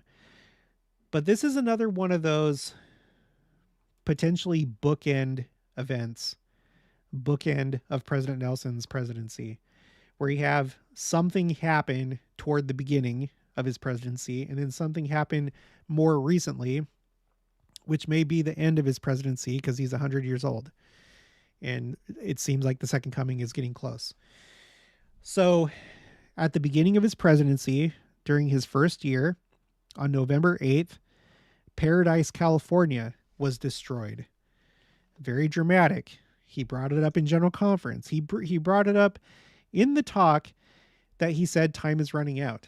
He brought it up in this talk in the middle of this pattern right here. In case you're new, I noticed this pattern where it's easier to see this way. Okay, just pay attention to this right here. So his first conference, he spoke 5 times. The next time in October, 4 times. And then 3, and then 4, and then 5. And then since that time, 4, 4, 3, 3, 3, 2, 1. So his first 5 conferences, there's like this mirror type thing going on. What's the, it's a little bit late. It's 10 o'clock here. Chiasmus. A lot of people know about the chiasmuses in the Book of Mormon. It's where you write something in a way that there's like a mirroring on either side and it points toward the middle. Well, you can kind of look at it this way, as like a chiasmus of sorts. And in the very middle of this chiasmus, April 2019, the very middle talk is this talk called Come Follow Me. And this is the talk where he shows a picture of Paradise, California, burnt down. And at the end of his talk, he says time is running out. And there's no other time that a prophet has ever said that in general conference. There's not. I've looked. There's not. He's the only one that has said that. And then for those of you that view 11 as a special number, it was his 11th talk as president of the church. His 11th talk, the middle of the chiasmus, time is running out. And then he shows us a picture of Paradise, California. A pretty stark image, or a pretty, it's a visual that might make you think of the second coming and the fire at the second coming. And then this year, Lahaina, in like manner, was destroyed. And it was really dramatic. There were people that literally had to jump into the ocean to avoid this fire because that's how fast it traveled. And I'm aware, if anyone's going to put it, I'm aware of the directed energy weapons. I wouldn't be surprised at all if that's what it was. But I can't go too much into the secret combination stuff, but I'm aware.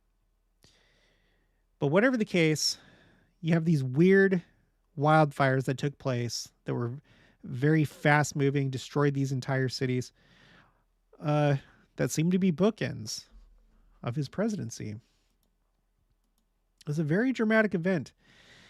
And the thing with this is that most structures were destroyed in Lahaina, except the 2 LDS chapels, and then the banyan tree, which is a type of fig tree, but it's like this big, like monstrous tree, huge, that it was planted the same year that David O. McKay was born. I did a whole thing about it. Just look up Lahaina on my channel if you want to learn more.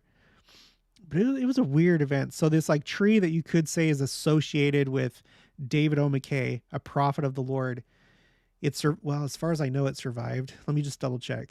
Lahaina banyan tree. 1 month ago, Maui resilience. Lahaina's iconic tree emerges from wildfire. It faces 20% loss. So it's still alive. It lived.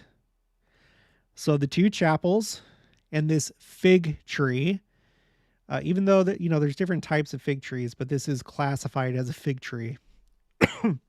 They survived. Fig trees are symbolic of Israel.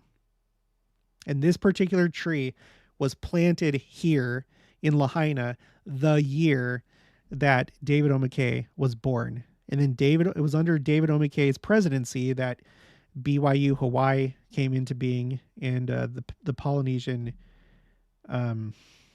Cultural Center. It's just weird how that works out, but it happened.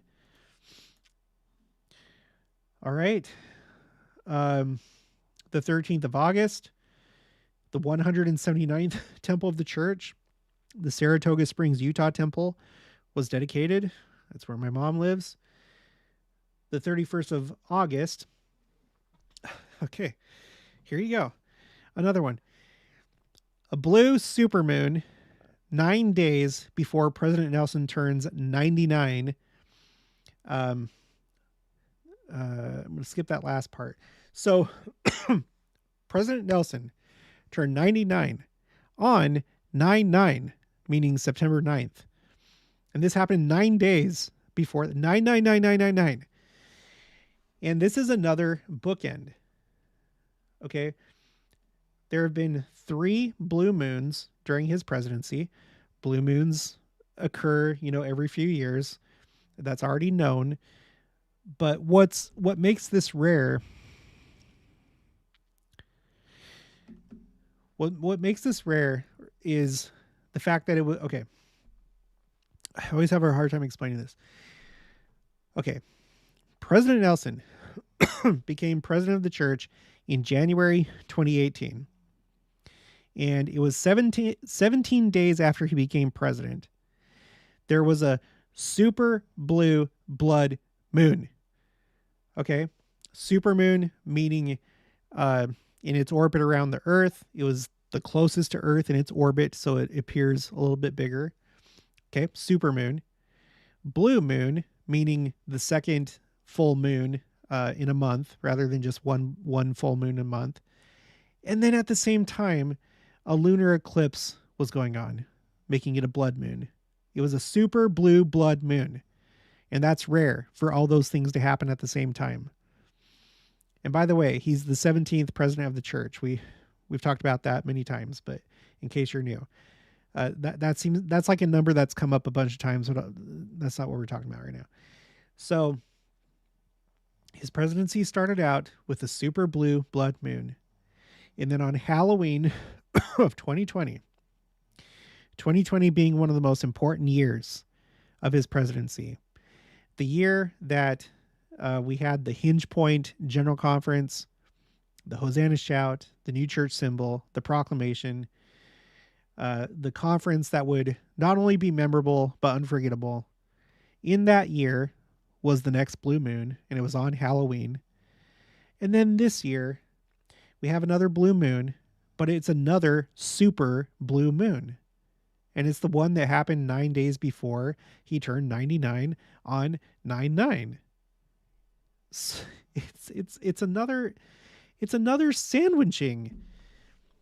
It's another bookend. Now I can't say for sure. I don't know. Maybe he'll live for another 10 years. Maybe it's not a bookend, but I'm just taking note of it for right now. It seems odd to me.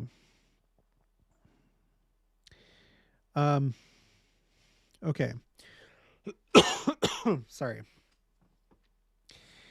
Now remember, in 2022, the day before President Nelson's birthday, Queen Elizabeth, the longest reigning British monarch and second longest reigning worldwide, passed away the day before his birthday.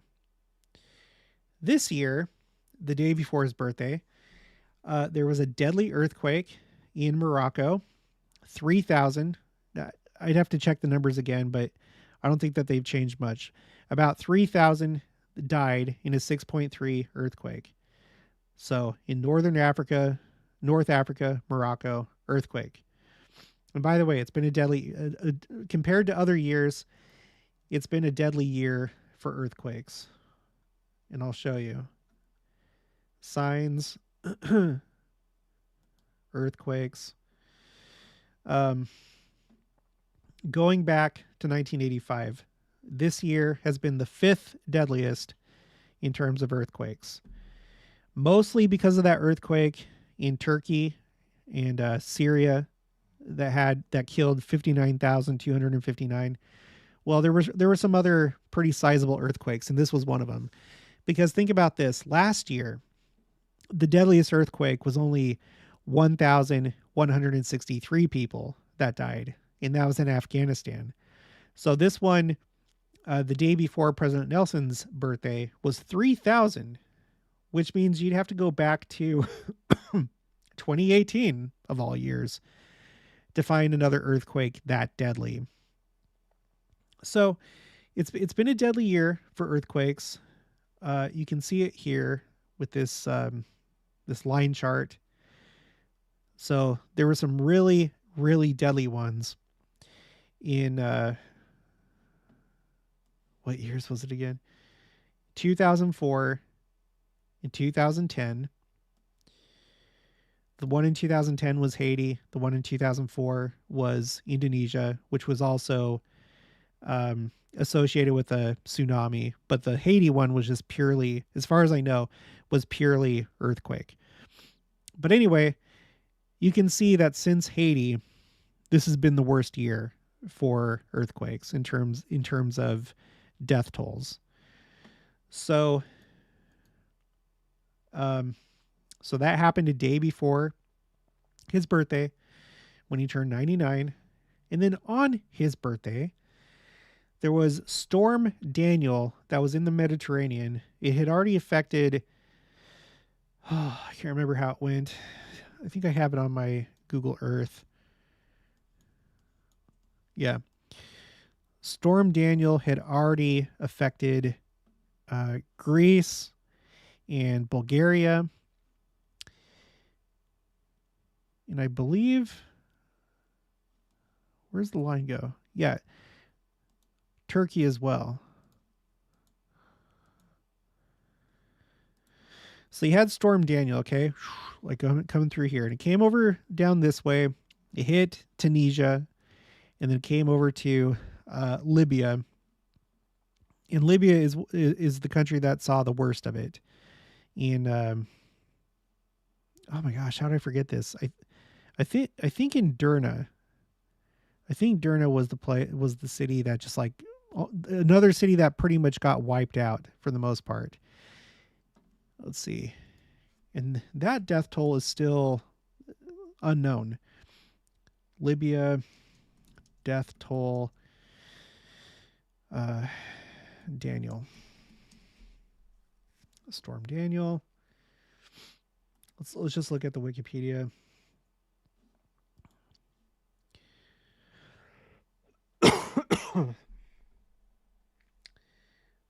I just saw, okay, so right here. According to Wikipedia, confirmed deaths were 4,361, which is already really bad. That's really deadly. But they estimated, and it's still not known, I guess. It was estimated that 18,000 to 20,000 people died. And according to this, there are still 10,100 people that are missing. So, President Nelson's birthday, that time brought some disaster for North Africa. One person said one time, well, I doubt that the Lord was like, oh, it's President Nelson's birthday, so here you guys are going to die. That's not the way it is. Now, I can't say for sure that, this is associated with his birthday, but it's signs. It's signs. Everything that happens like this, whenever there's disasters, it's done to help people change their lives. Heavenly Father is merciful.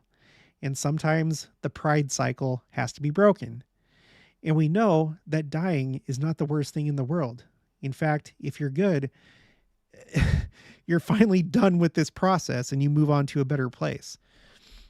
So Heavenly Father's up here. When people die, it's not like it's the end of the world for him because he knows what happens to them. But for those that are left behind that can change in some way because as the result of a disaster, then he's helping them work out their own salvation through events like this. So whatever the case, two of the most deadly natural disasters that happened this year happened at that time when President Nelson turned 99. And I don't think that that's a coincidence. Okay. September 12th, Comet C 2023 P1 Nishimura made its closest approach to Earth. And this was I think this was another one that was visible to the naked eye. Okay. Then, interestingly, on the 17th of September, remember, President Nelson is the 17th president of the church. There's been a lot of 17s. 17 is 10 plus 7. Both are numbers of perfection and completion. But 7 in the sense of creation, 10 in the sense of mathematics. That's how the Jews view them. So that by itself could be a hint that President Nelson may be the last president of the church before the second coming.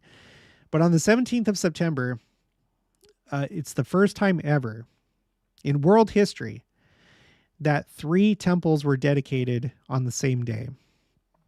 Moses Lake, Washington, Bentonville, Arkansas, and Brasilia, Brazil temple. Now, this happened on Rosh Hashanah, the second day. Rosh Hashanah is 2 days. Rosh Hashanah 1 and Rosh Hashanah 2.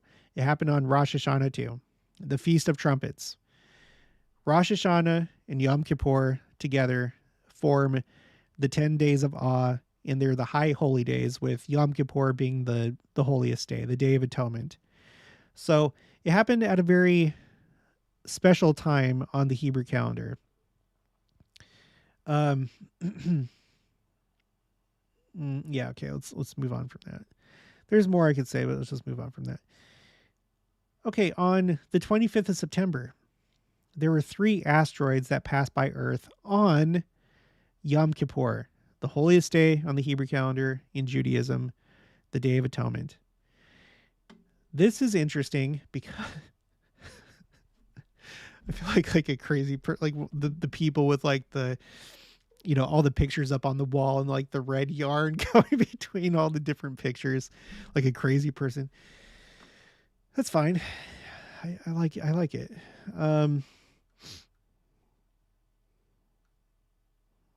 So this is another one that isn't necessarily bookends, but you've had this weird thing happening with these 3 sets of 3 asteroids. All the asteroids are different. It's not like the same ones that keep coming around.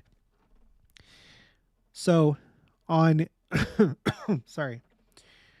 on September 20th, 2022, there were three asteroids that passed by Earth 1 week before Rosh Hashanah. Okay. And in that set, there was one that was unusually close to Earth. Okay. They came by. It was around the time of Rosh Hashanah, 1 week before. Okay. Then a couple months later, on Christmas Day, which also was the 8th day of Hanukkah that year. So when they lit all the candles of the menorah, that coincided. And on that day, there were 3 giant asteroids that passed by Earth. And then this year, the one that we're talking about on the 25th of September, 3 asteroids passed by Earth on Yom Kippur. And one of those asteroids was unusually close to Earth. It's like you have this sandwiching going on again. It's weird. And it's happening, during these Jewish holidays, Yom Kippur, Hanukkah, and then a week before Rosh Hashanah. It's weird. We shouldn't ignore that. I don't think that we should ignore that. Especially given the fact that there was that meteor that exploded over northern Israel around the time of Passover. And then you have these 3 asteroids, and this is the year that this war started. There's so many signs and so many weird things happening. To people, to a lot of people, it's just nonsense. It's like, we can explain that, or that happens sometimes, or you're just looking into it too much. No. Okay, September 28th. Dianne Feinstein, the longest serving woman in U.S. Senate history, passes away at age 90. She is part of this weird series of prominent people that are dying that represent an era in a country or a church or something having to do with pop culture. So here she is right here, United States. You could say she's representing the legislative branch of the United States. Up until this point, we've had Japan, the Soviet Union, United Kingdom, China, Hawaii, soccer, soccer, the Catholic Church, Greece, music, the Catholic Church again with the nun that passed away. First it was the Pope, and then it was the nun. And then Tina Turner, music, and then Dianne Feinstein of the Senate. Okay, weird. Okay, here we go again. The 5th of October, Vela pulsar. Highest ever energy from gamma rays from a pulsar discovered. It's another one of these most powerful events that we've ever seen. You know, they're all just happening within the last year or two. They all have to happen within the last year or two. That's normal. So, okay. And then and then 2 days later, on the 7th of all days, on the 10th, in the 10th month on our calendar, the Israel-Hamas war began. And it was, let's see, Yom Kippur War. So this is a war that resembles, in a way, the Yom Kippur War because it was a surprise attack. It was a complete surprise. It happened on a Jewish holy day. The Yom Kippur War happened on Yom Kippur, Yom Kippur, the holiest day on the Hebrew calendar. And it started on the 6th of October. So what that means is that this war started almost exactly 50 years to the day. And it happened in a very similar manner. It was a surprise attack. And it's potentially an existential war for Israel, just like the Yom Kippur War.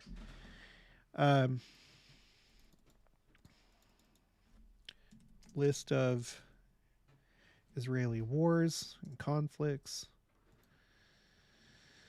So the three wars that were existential, like Israel could have ceased being a country, was the War of Independence, 1947 to 1949, the Six-Day War, 1967, where Israel captured Jerusalem, and then the Yom Kippur War in 1973, which started on the 6th of October.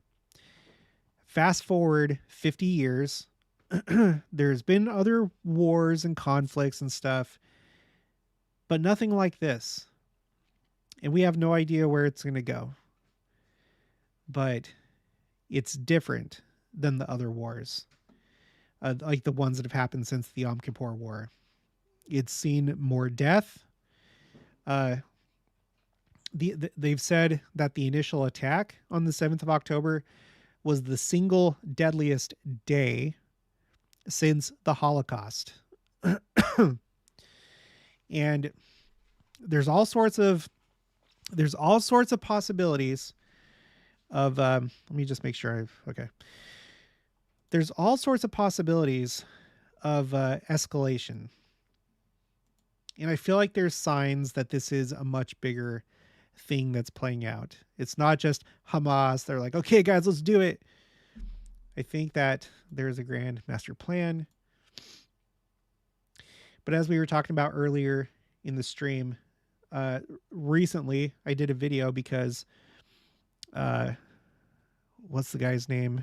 Yoav? I can't remember if that's his first name. Anyway, Gallant is his last name. He's the defense minister of Israel. He said that Israel is fighting a seven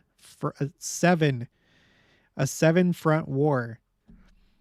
and that they've responded to all of them except for one, which would be Iran. But the 7-front war, according to Israel, just within the last week or two, is Iran, Iraq, primarily meaning like the militias and stuff that are the groups that are operating out of Iraq, Syria, Yemen, Lebanon, primarily Hezbollah in Lebanon, the West Bank. There's been a lot of clashes and operations going on in the West Bank. And then, of course, Gaza, a 7-front war. I would not ignore that number. I really would not. It seems prophetic. There's no prophecy about a 7-front war, but that doesn't mean that it doesn't have, the hallmarks of prophecy or that there isn't something symbolic about that. Yikes. We have no idea where this war is going to go. It comes at a time that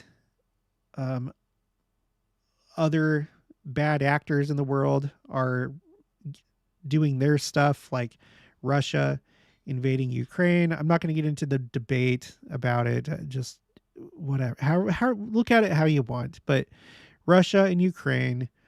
Just recently, Venezuela decided to just go ahead and take part of its neighboring country, Guyana. And I'm wondering if they show it here on Google Maps yet. Yeah, they do. So you see this entire section right here of Guyana that's in red. Okay, so so this entire province, according to Venezuela, it now belongs to Venezuela. That's why it's in red, because it's disputed. But Venezuela officially changed their maps and published new maps, and they've claimed this. What was it? What was this area called? The Essequibo or something like that. I can't remember the name of this region, but they just took it, and I don't think anyone's going to do anything about it. I don't know. So if they're successful at doing that, then Guyana is now just this tiny strip of land right here. Most of it has been taken over by Venezuela. Of course, everyone's always watching China and their aspirations to take control of Taiwan, which maybe they'll do it now, because now we live in a world where everyone just, goes ahead and they just go for it. They just take what they want, So, with all these things like breaking out, and there's other conflicts. I just saw an article like 2 days ago talking about these other wars going on that people aren't paying attention to. A lot of them are in Africa, but we've recently talked about Armenia and how there's like this conflict between Azerbaijan and Armenia and this region right here. I can't remember what it was called, Ashtara or something like that, where on January 1st it's supposed to be returned to Azerbaijan, but there's other things going on in the world, and it's multiple fires are going on across the world, and it's hard to put out all those fires for the United States and the West. So that could mean that things will go crazy, even more crazy than they already are with Israel. I feel like there's real potential that this could escalate beyond what is currently happening. Once Hamas is completely defeated, what happens at that point? Nobody knows. Except for maybe Iran, if it's part of a master plan, they know. Because like I've said, maybe they're just waiting for that point, and then they'll be like, look, we've shown maximum restraint. We, drew all these red lines, and Israel didn't stop. Now that Hamas is gone, we're not going to accept, whatever the new plan is for Gaza. Here you go. Here's war. nobody knows how this is going to end, but there's a lot of ways that it can that it can escalate. There's been escalating attacks from these like Syrian and Iraqi militias against U.S. troops in the Middle East. Yemen has been, when I say Yemen, I mean the Houthis. They've been causing problems in the Red Sea.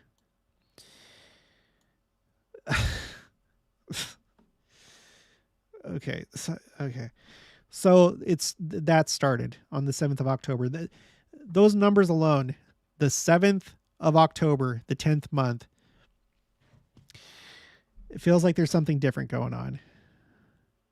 Now, around this time, well, maybe even on that day, I'm not sure. I'm not exactly sure, but the the judicial overhaul protests that have been tearing Israel apart on the social and political level, they ceased.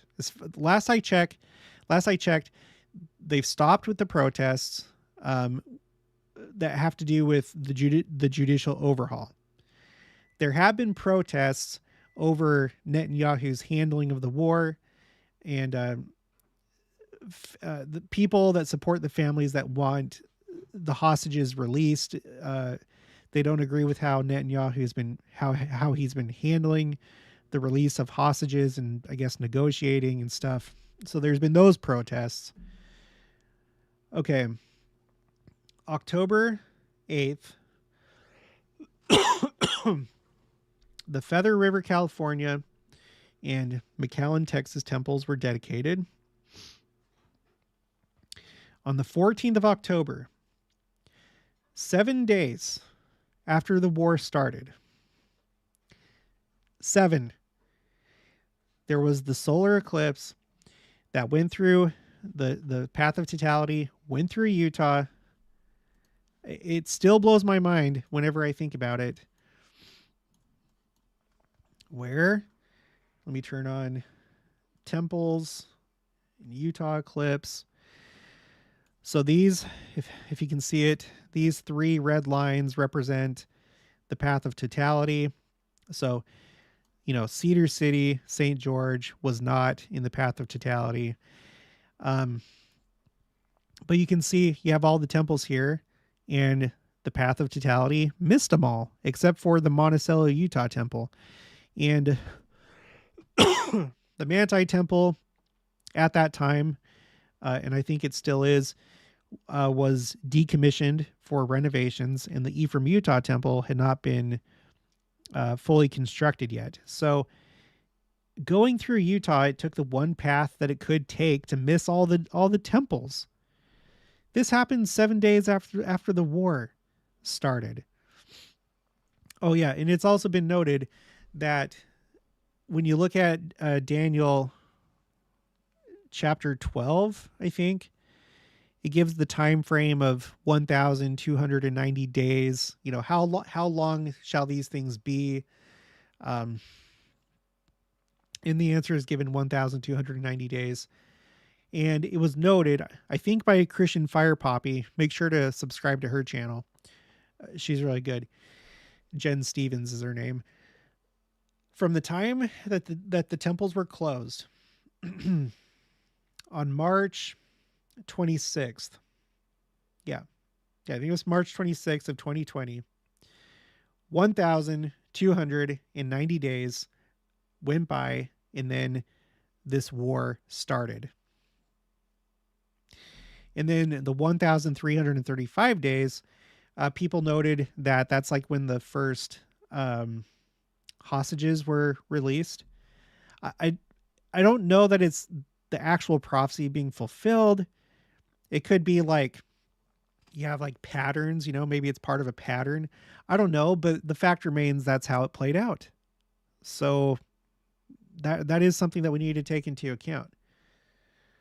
On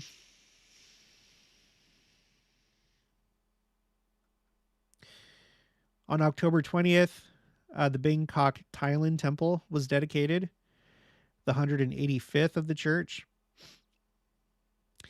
This November was the hottest November on record November 12th, the Okinawa Japan Temple was dedicated, the 186th. Also on November 12th, President M. Russell Ballard passed away at the age of 95. And we kind of saw signs of that coming, because at the October General Conference, he couldn't read because of his eyesight, so he just bore his testimony. And we did videos because there was that. There was President Eyring, who talked about, like in his talk, he talked about, this is going to be a letter to my future posterity. So we were wondering if that could be any sort of sign that, he might pass soon. And then President Nelson wasn't able to attend in person. And so he delivered a video message. So there were those three that we kind of had our eyes on. And President Ballard, he passed away a month after conference. And then what's interesting, I don't know if this is connected, but and I don't have it on here yet. But Jeffrey R. Holland, Jeffrey R. Holland.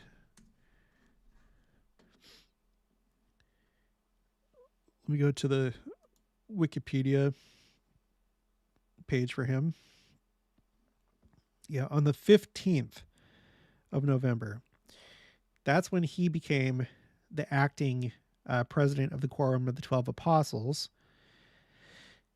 And in between that time, this comet, 12P Pons Brooks, the one that we were talking about earlier, that's had the series of eruptions or explosions. In between that, in that window of time between President Ballard passing away and Jeffrey R. Holland becoming the new president, that's when Pons Brooks had its biggest eruption yet. And this is the one that changed the shape of the comma. It had the defining feature of like the two horns or whatever. But then it became just circular like other comets. And an article that I read said that, I don't know if it's like the hue of green, because I think it was green before. I'm still not too clear on that, but this article said that the color changed as a result of this eruption. So it changed shape, it changed color or hue.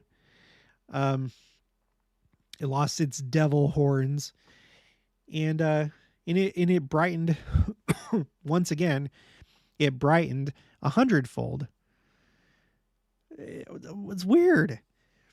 And I'm aware that there's like a story that came out, Pons Brooks, that they're expecting like another eruption, because I guess they've been happening at a certain interval.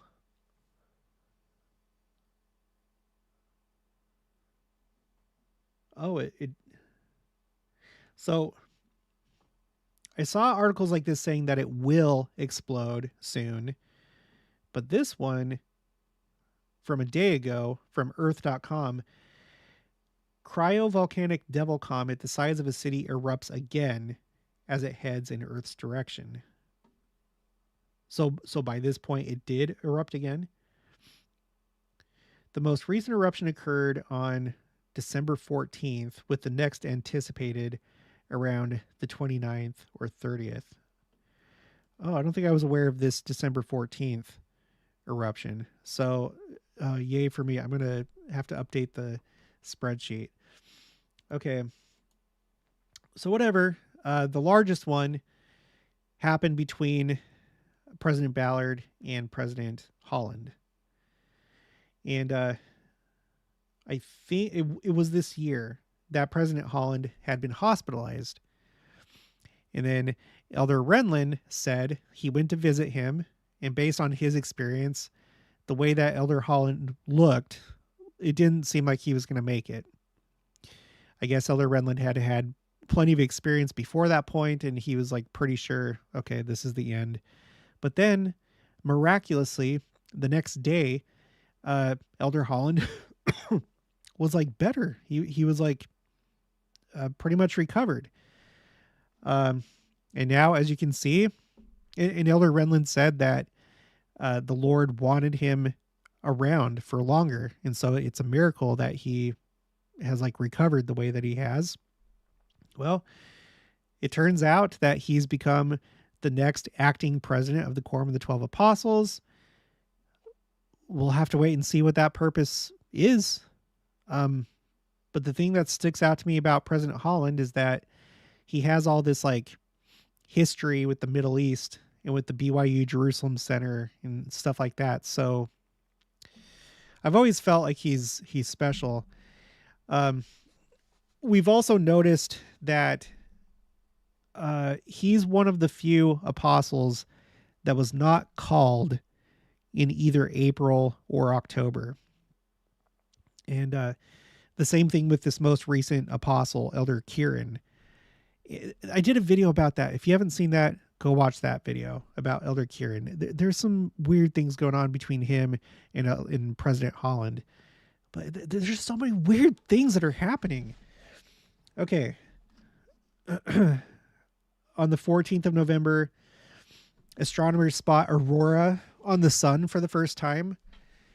And they detected it because of, like, I guess auroras give off radio signals, and so they detected a radio signal that would have been an aurora. So another sign on the sun. There's been a lot of things happening with the sun.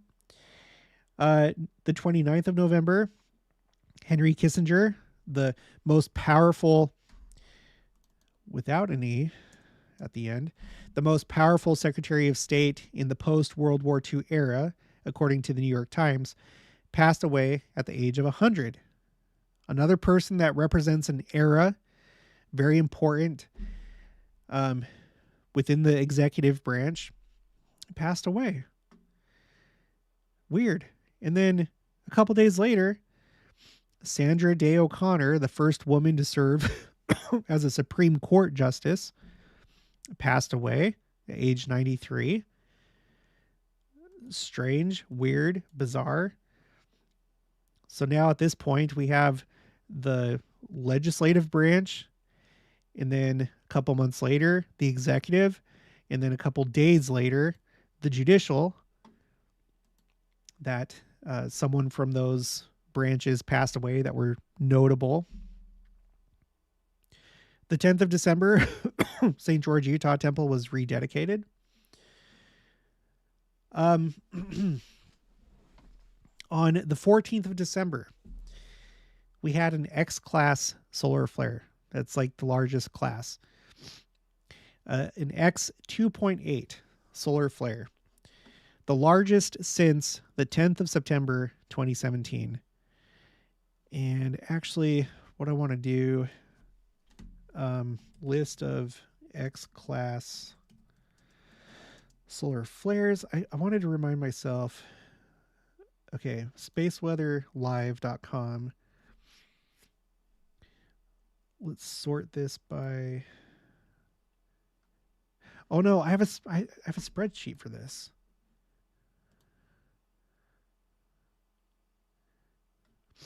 Under signs, solar flares. There we go.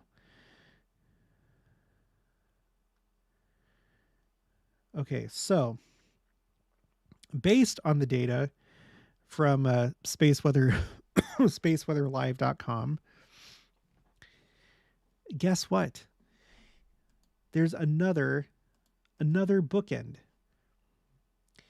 And this time the bookend is solar flares.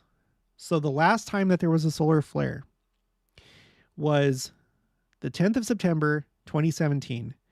It was an X 8.2.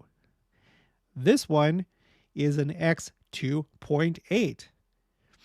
And in between that time, there haven't been any other X-class solar flares, which is unusual. The one caveat is that I'm basing it off of this list right here. Sorry.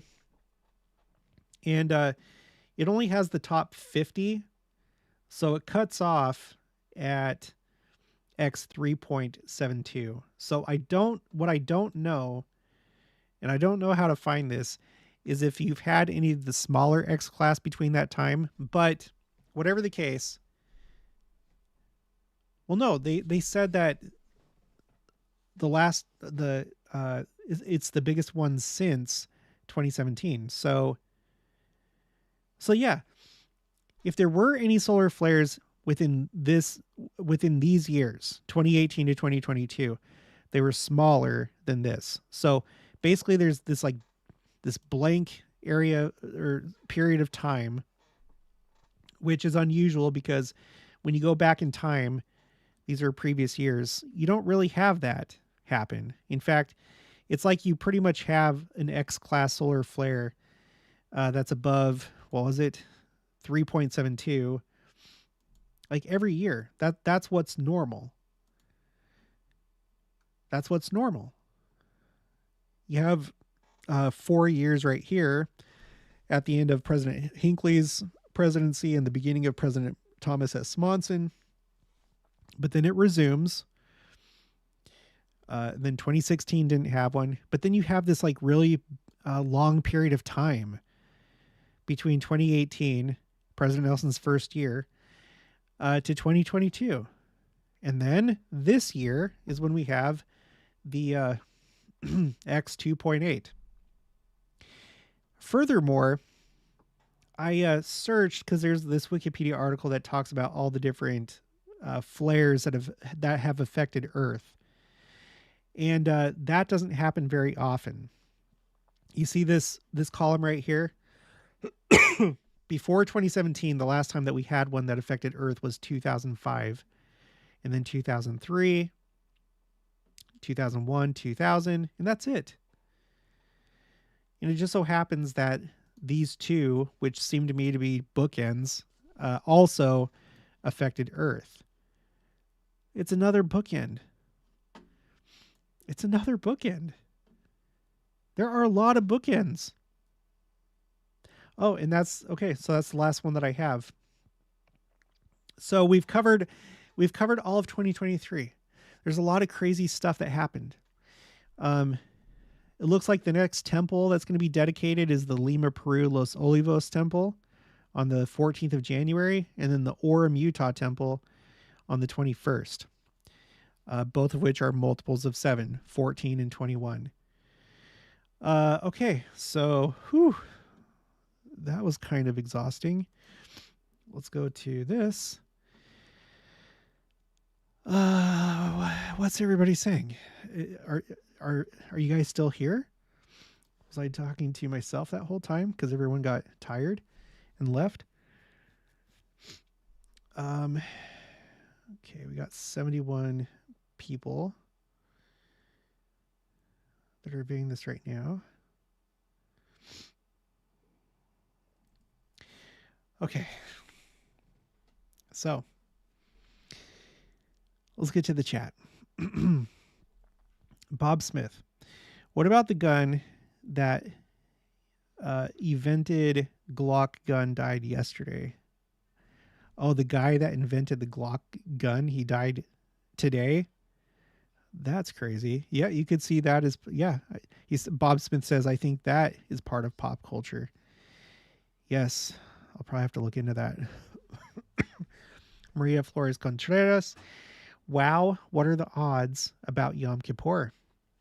I don't know. I wish I did know the odds, but I don't think they're good. I think the odds are very small. Plaid, 1,335 could be concurrent or consecutive.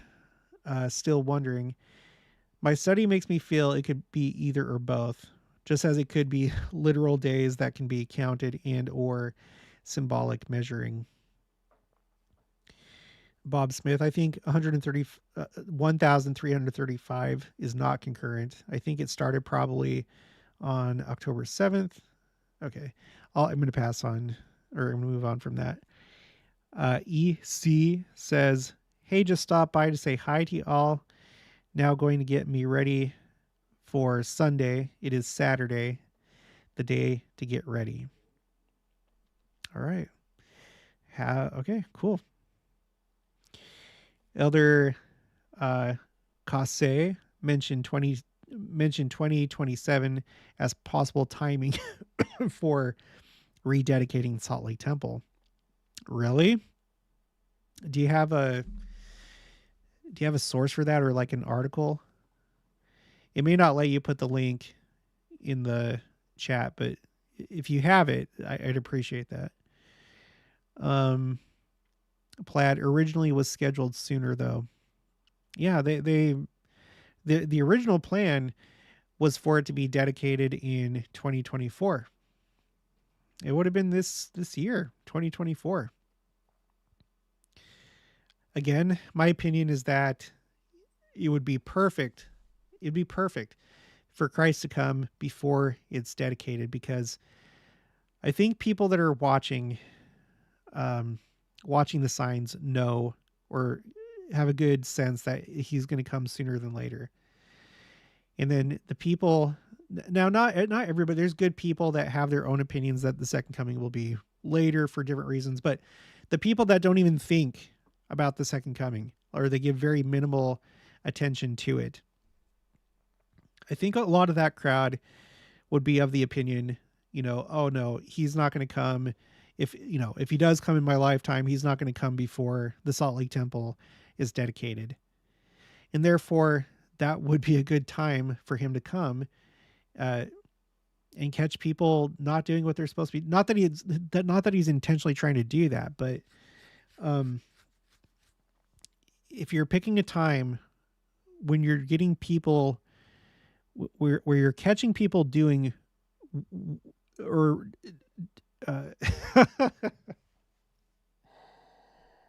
where you're catching people as they really are, does it make sense? Then it might be during that time. Because it doesn't matter really how right we are about when he comes. What matters is the way that you're living your life. And so the time before the Salt Lake Temple is completed might be a time of complacency for people. And then he'd be like, it doesn't matter when I was going to come. Like, you should have been living this way anyway. And I came at a time when you weren't. You thought that everything was fine, and you weren't thinking about the second coming. You weren't watching the signs of the times. I don't know. That's just something I'm thinking about. Dolly, September 10th is my birthday. Thumbs up. Cool. Bob Smith, I just looked at June 3rd, 2027 is Jerusalem Day, whatever that is. I think that's the day that they celebrate the capturing of Jerusalem during the 6-Day War, I believe. Yeah, because I just went over this recently. The 6-Day War took place in June. Yeah. I'm going to find out for sure. Jerusalem Day.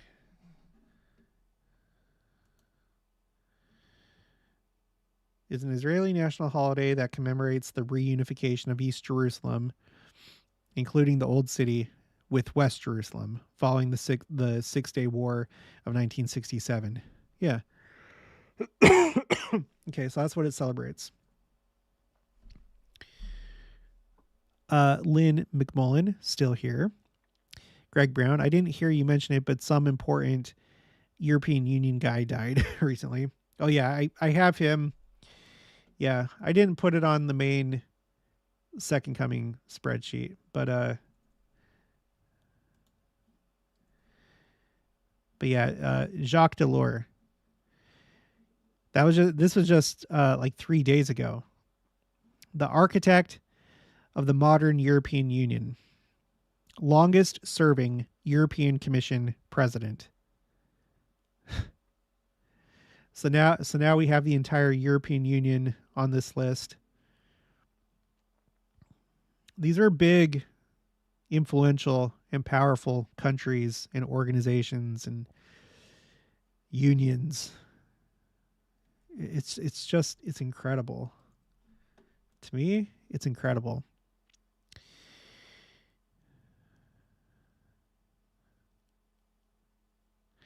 Plaid, Jared, did you cover Elder Cosse giving Christmas devotional to church employees? Source was that devotional, and the link is no longer live. No, I didn't even know about it. Did something happen? Did he say something interesting? David Swenson, Mount of Olives, April 2027. Also, when do you think Adamandayaman will happen? I have absolutely no idea. I wouldn't be surprised if it's already happened. Like, I don't know how much you've watched of my Adamandayaman playlist, but the best of my knowledge is that it takes place over multiple sessions. Joseph Fielding Smith says that the majority of the church is not going to know about it. And I think that's because you will unwittingly participate in it through general conference and different meetings and sessions of the church, leadership meetings and things like that. Whereas the actual thing where, Adam is actually present, I'm thinking that most likely just general authorities would be in attendance, but I don't know. Watch my playlist called Adamandayaman. It's not clear at all. So I don't know. It could already have started. It may already be done. I don't know. Plaid said he talked about Adamandayaman. That devotional was packed, in my humble opinion. Dang it. I wish I would have caught that. Freak. Okay. Maria Flores Contreras, I get you, Jared. Laugh out loud. Buck 14 Red. When the millennium happens and we have the 1,000 years of peace, has there ever been anything said if that's man years or God's years, as in 1,000 years in our time is one day in God's? Every time I've ever read about it, the context is always like our time, because the Earth, it has 7,000 year or it has 7,000 year periods in man's time. They're like, they're days in God's time, a week. So I'm pretty sure it's according to our time, 1,000 years in our time. Marcellus 71C, hi from Las Vegas. Sorry. Hi from Las Vegas, Laurel Canyon Ward. Hello. I love Vegas for all the right reasons. David Swenson, Ezekiel 39 says 7 years to bury the dead. Mrs. Chef Yoda at Plaid, is there a place to watch the devotional or was it private? Yeah, I think I read. He says the link is no longer live, so I don't think it's available. If anybody has it, please send it to me. I will go through it and make a video. The haystack, just like how Joseph tested his brothers to see them as they really are. Yeah. Herod's wise men had all the same writings and signs. They just weren't watching like the wise men. That's a good point. Plaid, it was live to the public with the link, but like a lot of specific broadcasts, only up for a short time. I did write some quotes down from December 3rd when I found it. Well, if you don't mind, email me and I would like to see that, or put it in the chat, or what. I'm probably going to wrap this up in a minute here. Haystack, Ezekiel 39, 7 years could be literal, but also to bury that which is spiritually dead, repentance, weapons of war, like we have been admonished to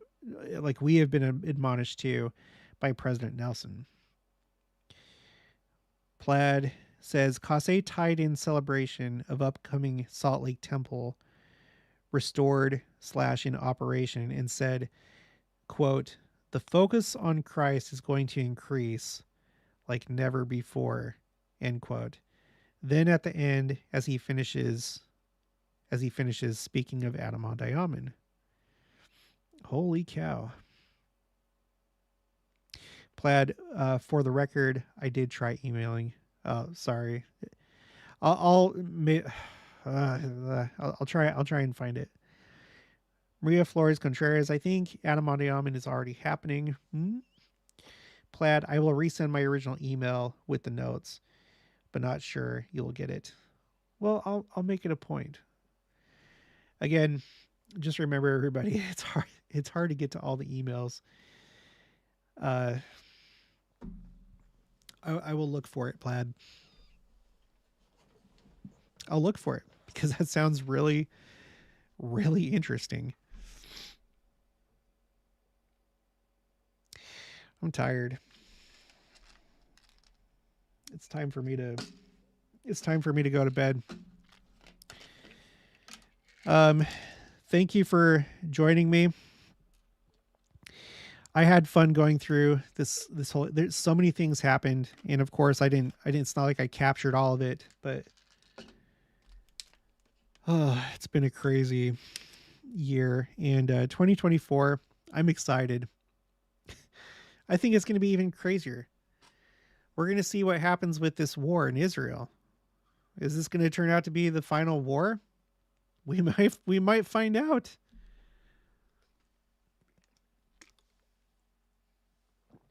If Jimmy Carter doesn't die today or tomorrow, certainly he will next year.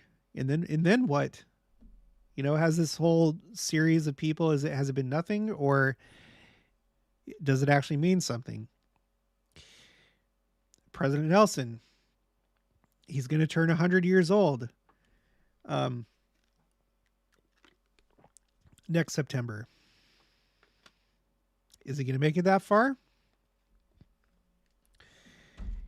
Is my theory right that he's going to be one of the first ones to go directly from mortality to resurrection in the twinkling of an eye? I feel like it'd be perfect. It'd be so perfect if that's what happened. He keeps talking about the fact that he's in his 100th year. I feel like there's something to that. Jeffrey R. Holland. Is he going to be with us through the year? It's so many things to think about. The Ukraine war. Are we going to have another year of that? How long is this war? How long is that war going to go? Is China finally going to make a move and try and take Taiwan? What natural disasters are we going to experience next year? Every single year, it feels like, I did a video about it recently. During President Nelson's presidency, there's always been like a big thing that's happened at the beginning of the year. And I don't know, maybe you could find a big thing every year. I don't know, but that's what I'm looking for. What's going to be the big thing, the first big thing that happens for 2024? Is it going to be on New Year's Day? Is it going to be sometime in January, or are we going to have to wait till February? What's going to be the first big thing that happens in 2024? What's going to happen before the eclipse? What's going to happen on the day of the eclipse? What's going to happen after the eclipse? We've been waiting a long time for this eclipse, and it is almost upon us. What kind of signs are we going to see in the heavens? How many more powerful things can we possibly, like record-breaking things, can we possibly see in space? It's just crazy. It's so crazy. If President Nelson passes away, then the next president of the church is going to be the judge. He's going to be the judge. We haven't had another president of the church that was a judge as a profession.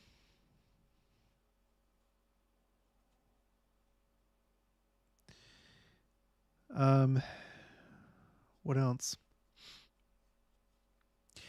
Are we going to see even bigger wildfires this next year? Are we going to see, because so far this year we haven't seen any, let me look this up. 2023 earthquakes. Sorry.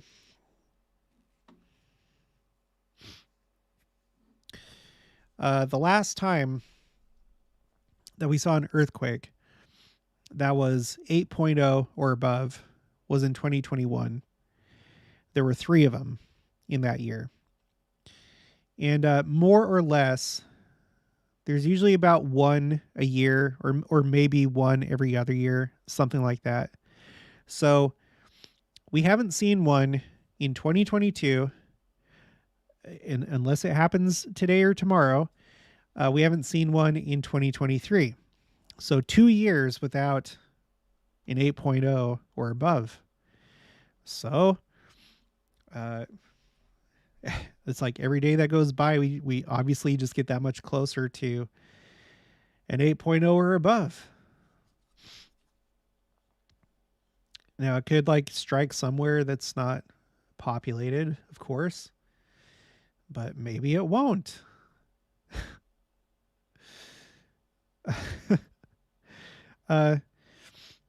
Solar maximum, the forecast was moved up to where, you know, in the beginning of 2024, I can't remember if they said a specific month, but anyway, we're going to be approaching solar maximum in the beginning of 2024. Is that going to cause something to happen? I don't know. It's just going to, there's a lot of really interesting things to think about. Okay. I got to wrap it up. It's 11:11. It's a good time to wrap it up. 11:11. All right, guys. Thanks for joining me and for reviewing the year with me and chatting. I'm going to do my best to have a video for Monday morning. I hope you all have a happy new year and enjoy your time with family and friends. And let's just see what this next year brings.